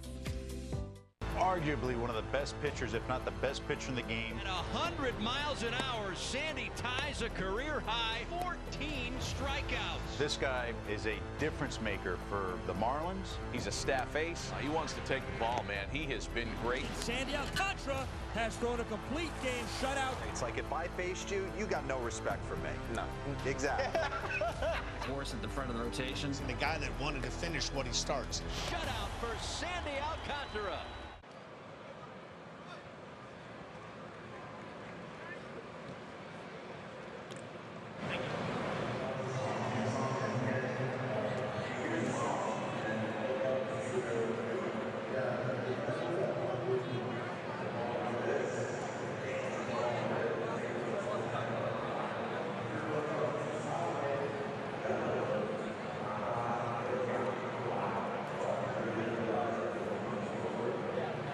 For our Heritage-themed ticket packages, each ticket package purchased through Angels.com/heritage includes a customized jersey along with a ticket to the game. Fans must purchase through Angels.com/heritage to receive their special jersey. Solid-looking jerseys. Angels are up 9-1 here in the 9th inning as Cam Smith will lead off against Sam Bachman, who's looking to finish this one out. Bachman had 2 strikeouts in a scoreless 8th inning for a team that doesn't strike out a lot. The Astros have punched out 13 times tonight. Been really impressive. 10 of them from Jose Soriano. Smith hits the first pitch right on the ground to Kevin Newman, and a quick start to this 9th inning. Go back to Hyundai Key with the Halos up 9-1. Shake it off after a tough one yesterday, and also after some tough at bats maybe early on. You shake it off with Logan O'Hoppe. Oh, hammered 2 tonight. With Rengifo with a home run too. Just the offense shook off a tough one yesterday with a big performance today with 9 runs. And I'll tell you what, no shaking off any calls from Mojave to Soriano on the mound. They were a lot of punch-outs.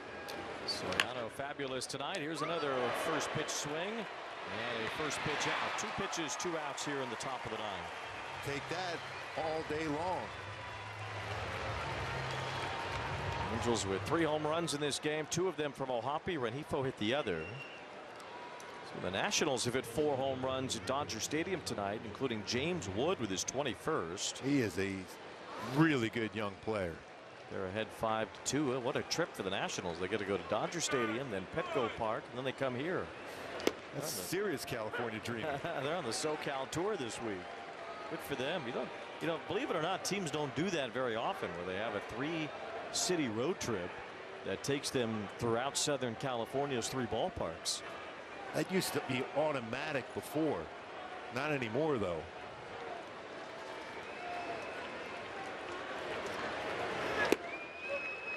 Oh, 2 on Caratini.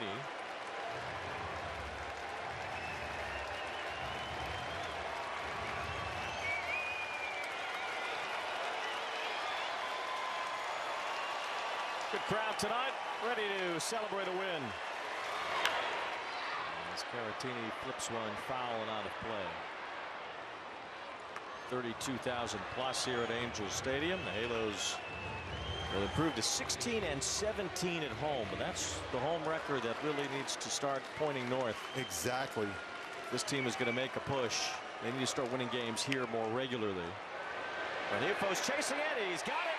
Say goodnight to the Astros. The Angels with a rare laugher tonight. They pound away against the first place Astros. 9-1 the final. And to do it against the Astros here is really, really impressive by this club. It started with Soriano with an excellent performance on the mound, but the power from Logan O'Hoppe, Luis Rengifo, the balanced lineup today.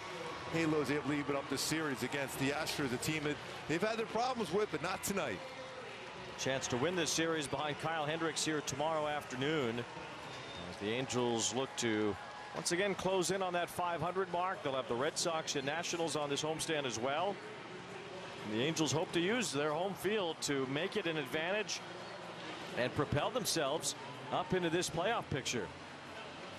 Logan O'Hoppe, a big reason for the win tonight. Yeah, his dominant performance. 2 home runs tonight, giving him now 16 on the season for Logan O'Hammer.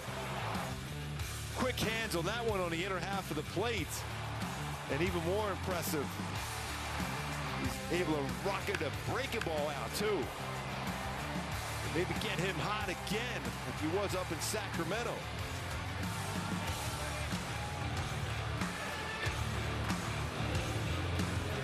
Logan O'Hoppe now with 16 home runs on the year. He's only 4 off his career high. And on top of that, our Toyota player of the game, but he did a great job catching Jose Soriano. Really did a nice job framing and working along with the breaking stuff. It's excellent performance behind the plate by Logan O'Hoppe. Now the halo will shine brightly tonight. Logan O'Hoppe, a big reason why. Here's Erica.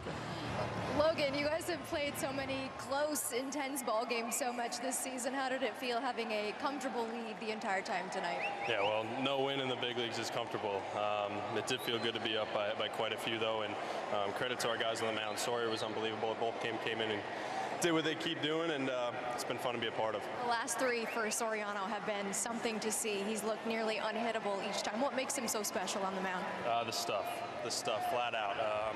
I know a lot of guys say it about different guys, but it's true with him. He's got 4 different weapons, and he's been throwing them off his strikes and mixing it well, and it's been a lot of fun. For you, home runs 15 and 16 on the season. What do you take away from your night tonight at the plate moving forward? Finally felt good to hit a ball flush again. It's been a couple weeks since that's been going on, so felt good to get back in a groove, and it was a team effort by everyone tonight, so it's one we'll definitely build off of going in tomorrow. All right, thanks for the time. Nice job. Thanks, Steve. Appreciate it. All right, guys. All right, Eric, thank you very much. Angels win 9-1. That was impressive the way they put that all together. Pitching, defense, and some serious offense. They shook it off and dominated today. We'll try for the series win tomorrow. We'll wrap it up in just a moment.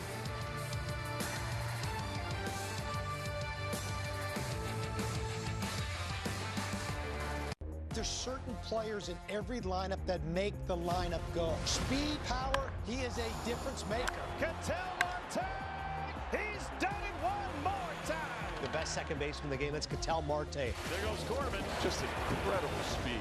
He wants to bury people. He just doesn't want to beat you. He wants to drive you into the ground. They're tearing the cover off the ball. We play to win. We've played that way all year. I guess this is just another example of that. We know what's in that locker room. We know the heart we have. Did he do it? Oh my goodness, what a play! An absolute beast unleashed. You are unbelievable. Racking them up, all I do is win. Spot that hashtag like a boss. Yeah, that's how I roll. Keep on nailing and never miss it back. Enjoy the show. Relive the biggest plays from every game with Abby LeVar on Quick Pitch. Late nights and early mornings on MLB Network. Kansas City's hot. They are relentless. And Bobby Witt Jr. is piping hot. One big swing from the Royal superstar. The greatest player on earth right now. You become like a massive, massive force. Salute indeed to El Capitan. You have to work more. You have to sacrifice yourself more. That's the type of baseball that wins come postseason. Just the team that we have, just doing things one pitch at a time, one inning at a time. It's just so much fun.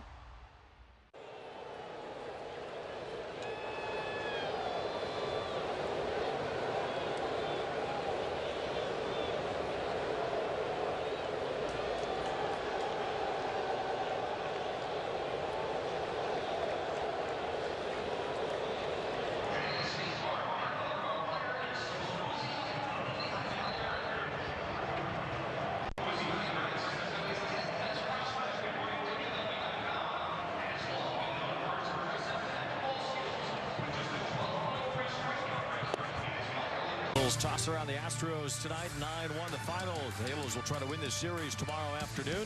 Looking to take 2 out of 3. Kyle Hendricks will be on the mound. Our coverage starts at 12:30 on FanDuel Sports Network. Coming up next, Angels Live postgame, presented by OC Navigator with Patrick O'Neill and Tim Salmon. For Mark Gubicza, Erica Weston, and our entire crew, I'm Wayne Randazzo saying good night from the Big A.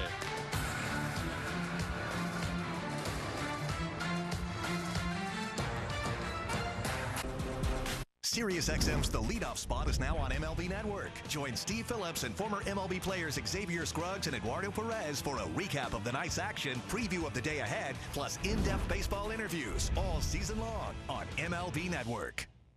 Your day in baseball starts with MLB Central. Let's get it started. Lead off your morning with in-depth breakdowns. Perfect balance. What? Boom. Interviews with the players. Get back to the fastballs. I know what that passion feels like. And a little bit. Keeping. You behave properly. Hey. Of everything else. Come on, Marlins. The window seats are. The baseball day begins with MLB Central. Weekdays at 10 a.m. Eastern. Only on MLB Network. If you're not watching this show, you're the problem. In music, the hit can define a generation. In baseball, the right hit on draft night can change a franchise. He is Mr. November. And while some hits climb the charts to become crowd favorites, Sheer dominance from Scooble. others could go from the first round The Los Angeles Angels select Michael Trout to the first ballot. Top tank for Mike Trout. The MLB Draft, presented by Nike, July 13th on MLB Network. Step up to the plate and get ready to play ball. The baseball show for kids where you can learn about batting, fielding, and everything in between from the real pros. Every swing is a big hit on Play Ball. Saturday mornings at 10 Eastern on MLB Network.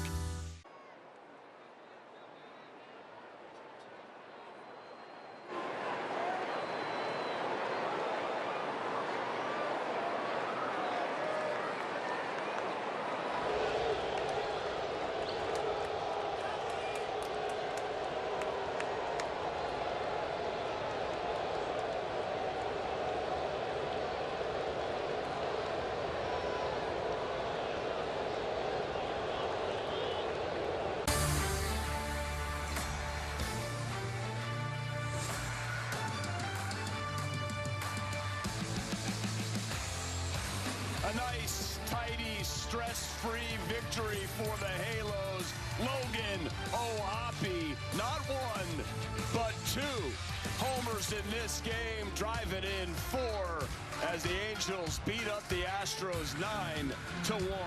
Oh, that was was just great to see tonight. Welcome to our Angels Live Post presented by OC Navigator. Halos Hall of Famer Tim Salmon and Patrick O'Neill here with you. Very rare fish to get just a game without stress of late. Yeah. And the offense that Soriano will get to, that was fun. That was a good one. That's a great win. I mean, the offense came alive. That's something we've been talking about is where is this offense? When are they going to put it all together? The pitching's been doing a great job. Tonight you saw all cylinders clicking. Starting pitching was amazing. Bullpen was great, but the offense came to play tonight, and that middle part of the order just really carried the load. Yeah, and for sure to see Zach Neto, he kind of got off the schneid a little bit, followed by Shonawell and Trout, and then you lengthen out this lineup. Taylor Ward coming through. I mean, this was big. And then O'Hoppe, he had really been scuffling. So what does this mean for his confidence, well, really? Yeah, it's huge. I mean, he's a streaky hitter, and when he gets pitches up in the zone, when he's feeling good, he doesn't miss them. I mean, these are the pitches we're talking about. Those are middle center cut pitches, and he's got to learn to, do what he has to do to hit those pitches more consistently. But I think what happens is that, he gets a little big at times, and then when they start expanding the zone on him, he chases, and he doesn't necessarily need to do that. But tonight, he got some really good mistake pitches out of the middle of the plate. This one right here, little hanging cutter, slider, maybe a sweeper, I don't know, but out over the plate up. I mean, that's exactly in his wheelhouse. Knows what to do with it there. And again, like you said, for Logan O'Hoppe, I mean, he's scuffled as of late, and it's good for him to, kind of get things going again. And it was huge for the Angels tonight just to have that middle part of the order driving in runs. And he did that twice. Two two-run homers. We haven't seen many home runs this year for the Angels with men in scoring position. Yeah, and open it up. And this one was 2 hours and 24 minutes. And so Soriano did his job, and Luis Rengifo also. Here's the guy, Taylor Ward is a guy that, especially at home, he has scuffled. This hopefully will wake up these bats. Big game tomorrow. Big game tomorrow. You're glad you win tonight because, tomorrow comes quickly, and you want to go into that situation feeling like you can take this series. That would be a huge win for the Angels going up against this division rival. When you talk about the offense coming together, I mean, it's nights like this where you have those easy wins where everybody kind of pads the stats a little bit, just feels good about themselves. Hopefully this can carry over not just tomorrow, but into this next week during the homestand. All right, well, I'm sure that everybody in the truck can't hear a thing because the fireworks just right over the top of their truck. But, of course, we're going to talk Soriano. Let's roll Luis Rengifo. Thank you very much. Geefy coming through, right side of the plate. Look at the pitcher knows it immediately. He does. And, I've been gone for a month, and hey, what happened to Luis Rengifo? He crushes lefties. Well, sure enough, tonight he got back on track. That little hanging slider, slurve, whatever it is, right over the middle of the plate. Great to see Rengifo get the offense going there early in the game. That was in the second inning. Gave the Angels a good early lead right there. And also with Yohan Moncada, he's really not ready to get back. He was kind of primarily supposed to be the third baseman, as you see tonight's starters and the in-game box score. You can't give up on Rengifo just yet. Oh, no. Right? Definitely not. I mean, this guy's got a lot of game in him. He's had some injuries. It's like anything. I mean, if you're not out there playing every day and you're scuffling through some injuries, it's going to be hard to find that rhythm and timing. But I think Rengifo has shown over the years that, he has the ability to go out there and do some amazing things on both sides of the plate, plays good defense. It's just he's got to get in a rhythm. And, it's just like anybody. We talked about the starting pitching in the pregame show, how, you get 2 months into the season, now all these starters that, they mix and match and throw a bunch of different pitches, got to find their rhythm. Well, the hitters do as well. All right, well, love this victory, and I can't wait to see what happens tomorrow. Hope to hear from Ray Montgomery filling in for Ron Washington, and hopefully he didn't have any stress when he was watching this game. So you get the W, and this means for you at home, you can get to McDonald's, enjoy the sweet taste of victory, and French fries. With a minimum $2 purchase, use that app, you get free medium fries after every single Angels victory, just like here tonight. A job by Sam Bachman also cleaning up this victory. Saturday night fireworks and a big win tonight. Coming back to talk Jose Soriano.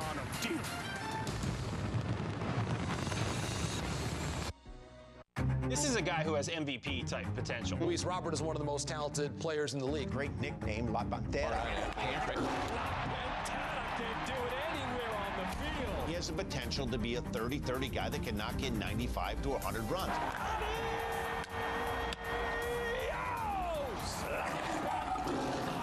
As a fan of the game, there's nobody I enjoy watching in center field than Mr. Luis Robert. It's a great night for baseball. This matchup features some of the best talent in the game. A lot of power, a lot of marquee names. Here we go. Buckle up, folks. There's a guy who wants to be in the spotlight. The bats have come alive. A showstopper. We're just playing Powerball. This place doesn't know what hit him. These teams are entertaining, are they not? The show continues. Experience game-to-game coverage of the night's biggest moments, live and commercial-free. MLB Network Strike Zone, Wednesday and Friday nights all season.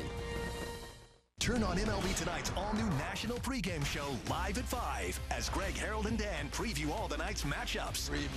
Premier talent. I'm just excited to put any pair of cleats on. MLB Tonight's national pregame show, weekdays on MLB Network. Turn on baseball's biggest game changer, MLB Big Inning. Experience live baseball in a whole new way with up to 4 games on a single screen. He is on fire. MLB Big Inning, every game night on MLB.tv.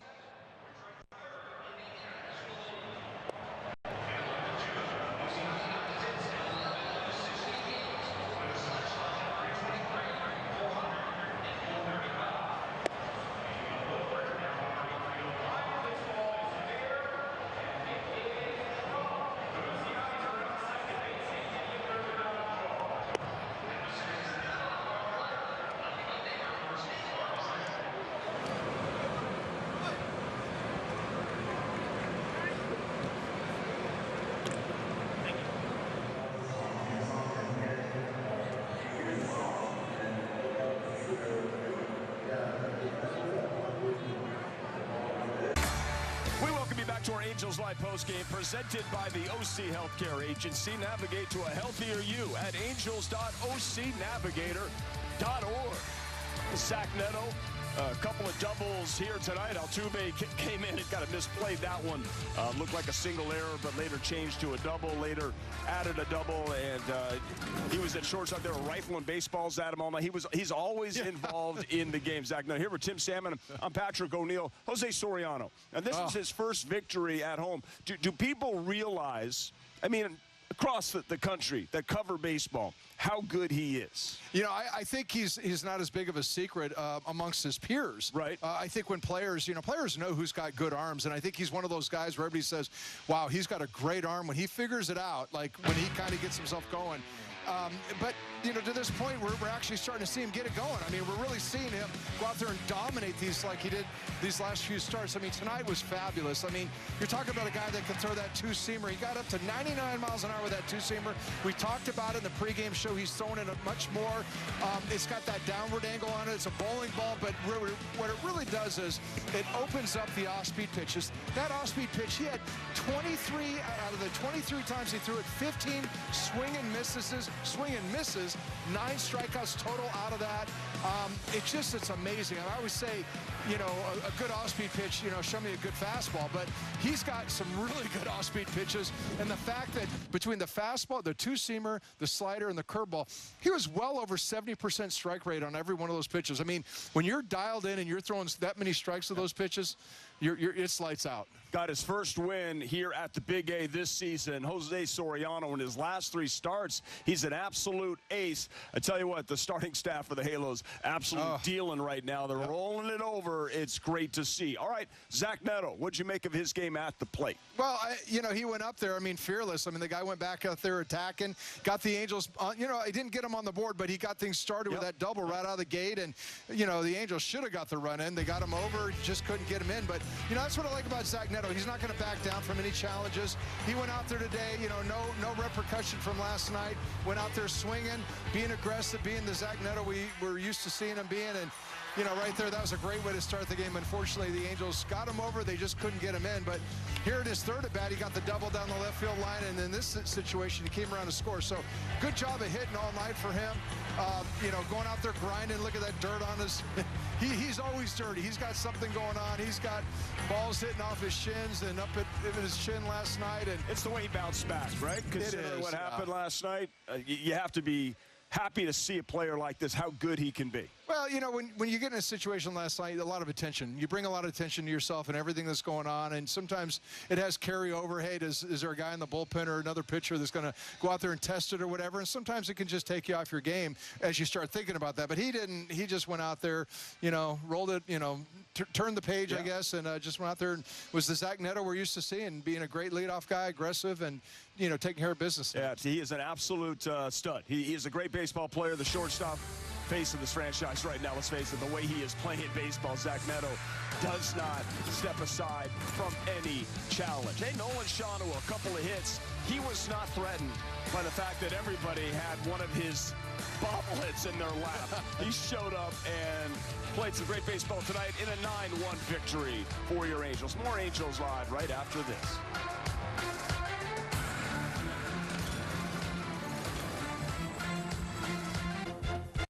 Hey, Chicago, what do you say? Cubs are going to win today. This is their chance to have another run. This is their time. This is the Cubs division to lose this year. They need to be singing the song quite a bit this year. That's hammered. Kyle Tucker, welcome to the Cubs. Dansby swats it. He's one of the most talented ball players. Pete Crow Armstrong, what a stud. Shota Imanaga, it's about falling in love with him. Seiya Suzuki for the grand slam. And this is when you put the pedal to the metal. I think we got a really good team. I think this is the Phillies' division to win. Everybody knows their role within the team and are motivated collectively to go after that World Series ring. Bryce Harper is one of the great faces of our sport. Great ones do great things when it matters. Trey Turner, just tools out of his mind. Trey Turner, mammoth home run. Zach Wheeler. But this guy has been nothing but sensational since he was signed. This fan base loves us as a team. I love the city, man. A lot of fun to be able to go in the bank every single day. They are a complete team. Time to win for the Phillies. In music, a hit can define a generation. In baseball, the right hit on draft night can change a franchise. He is Mr. November. And while some hits climb the charts to become crowd favorites, Sheer dominance from Scooble. others could go from the first round The Los Angeles Angels select Michael Trout to the first ballot. Top tank for Mike Trout. The MLB Draft, presented by Nike, July 13th on MLB Network.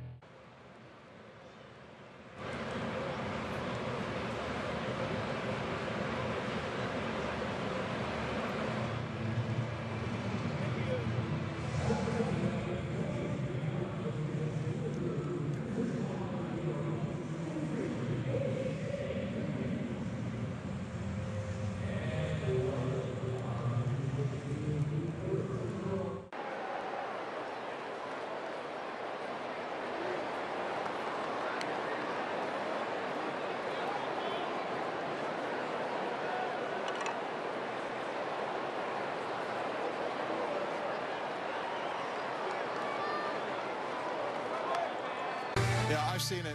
Yeah. Welcome back, everybody, to our Angels Live postgame, presented by the OC Healthcare Agency. Navigate to a healthier you at angels.ocnavigator.org. We saw a great Halo victory here tonight. 9-1 is the final. Sam Bachman, Neris comes in, and Jose Soriano, 6 2/3, was absolutely lights out. Tim Salmon, Patrick O'Neill, Nolan Shawno gets the bobblehead. What do you like most about his game in that two-hole and how he can really set up some of the big bats for this? Well, he's got a great approach. I mean, whatever the situation is, you know, he's working the count. He's going to do what he has to do to hit the ball and get the job done, whatever it is. He's a patient hitter, and he knows the strike zone. You know, tonight, you know, he's got the bobblehead tonight. That's usually a night that, you know, you want to go out there and impress, and he did. He got a couple of hits, got hit by pitch, and scored on a run. But that one right there, that was a big RBI right there for him. And he's really putting the barrel on the ball and hitting, use the whole field. I mean, that's probably what I like the best about him. He's really kind of an old-school throwback guy that he's going to hit the ball where it's pitched, not try to do too much with it. And yeah, everybody wants a few more homers out of him, but right now when he's dealing, when he's really rolling, he's hitting whatever the pitcher's throwing. Yep, got the 5 home runs, so has the power. Hit 13 last year, so he's on pace to match that. Leads this team in average and hits, and helped acting manager Ray Montgomery pick up the W. And here's what Monty had to say moments ago. It felt very nice. Very nice to see the guys swing the bats like that. When they're putting it all together like that, a lot of the home runs have been solo shots to 3 2-run shots. What does it do for the offense moving forward? Yeah, we talked about it before the game. I thought the at-bats were good, and when you get multiple runs on one swing, it just makes it so much easier for Sori to have that kind of breathing room and not have to pitch a red line every inning out there. It was great. His last three, he's looked kind of unhittable for Soriano. Do you think he's starting to believe how good he is now? Yeah, I think for him, a couple little tweaks and some stuff and just understanding how tough his stuff really is when he's on. It's been really fun to watch the last three starts, like you mentioned, but we've seen it building. I think the consistency is better now. It had been about a month since Olapi homered. You get two tonight, and Cypher kind of getting out of his little funk here. Yeah, I thought the at-bats were good all night, too. The home runs, obviously the line drive to right field, too. Again, not quitting on the work and working on the things that need to get him back to where he needs to go. I mean, playing the position he plays and what he has to do every day, just from a game planning standpoint, there's a lot of things that go into what he has to do, so it was good to see. Are there things that you see in his swing, like when he has a night like tonight compared to maybe where he kind of been in the last few weeks? I think for him the biggest thing too is just to sort of have a little bit of a quiet violence, a little relaxed tension there, not to be pressing. Kind of felt like going into the game he was focused on Sori, and then the offensive stuff just kind of took care of itself. Soriano would have been, even before when he was good, he didn't strike out a lot of people. Now he's sort of added that. What do you think's changed for to add that, and how much does that help? Probably mostly for me, commanding the fastball, putting the fastball where he wants. He has such a dynamic fastball, and then to be able to get to his secondary stuff consistently off of that makes it really difficult on hitters.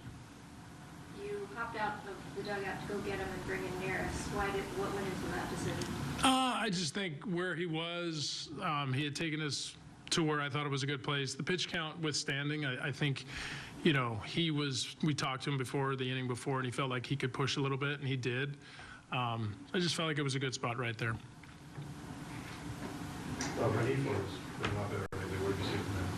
Yeah, same thing. He's working on it. Obviously, he knows getting the ball in the air for him is paramount. I think they've had some pretty good sessions, obviously before the games and after, just talking through why that's important, and to see him do that was nice. And I know that, Sal Fasano is probably, because he asked me, how did Ray do? And how did he do what? It's with the media. They all want to know, how does he handle the press? I thought he did a great job. Great job. Very loud and articulate, and very clear. He's got the microphone in the perfect place. That's right. If Wash is watching. You know what was really cool is when he took out Soriano, it gave the crowd the opportunity to give him a standing ovation. That's the stuff you love in the game. Yeah, it is. I was actually kind of wondering, too. I was like, why not just, he's dealing. You got a 6-run lead, leave him in there, let the next pitcher come in with a clean slate. But it is nice for Soriano to pitch a pitch game and then walk off and have the crowd give him that. I think that just kind of puts that cherry on the top of his night right there. Great Halo fans tonight with that standing. That was awesome. They know the game. That is for sure. So the professor, Kyle Hendricks, his last time out, that's what makes the art of pitching so beautiful when you see how he dealt. And now a chance to win the series versus Houston. Well, a great outing. He went 6 innings, gave up 4 hits, no runs against the Yankees. And this is what I like about this rotation, too, is that every pitcher's drastically different. You went from a lefty with Kikuchi. You say Kikuchi. Kikuchi. And his big curveball slider. And then you got today the power arm. And now you're going tomorrow with Kyle Hendricks, and you've got the good fastball that's going to be spotted, a lot of change-ups, and especially in the day games in Anaheim. It's tough to pick up change-ups. I'm looking for Kyle Hendricks to just pick up and have a great game tomorrow. And hopefully the Halos pick up a series victory, even the season series with the Astros. It would be huge. It would be huge to come up with a win tomorrow. Yeah, I can't wait. We'll see you tomorrow, 12:30. Right back at it. Thank you so much for Tim Salmon, our entire Angels crew. Patrick O'Neill saying good night. We'll see you tomorrow at 12:30 right here on FanDuel Sports Network.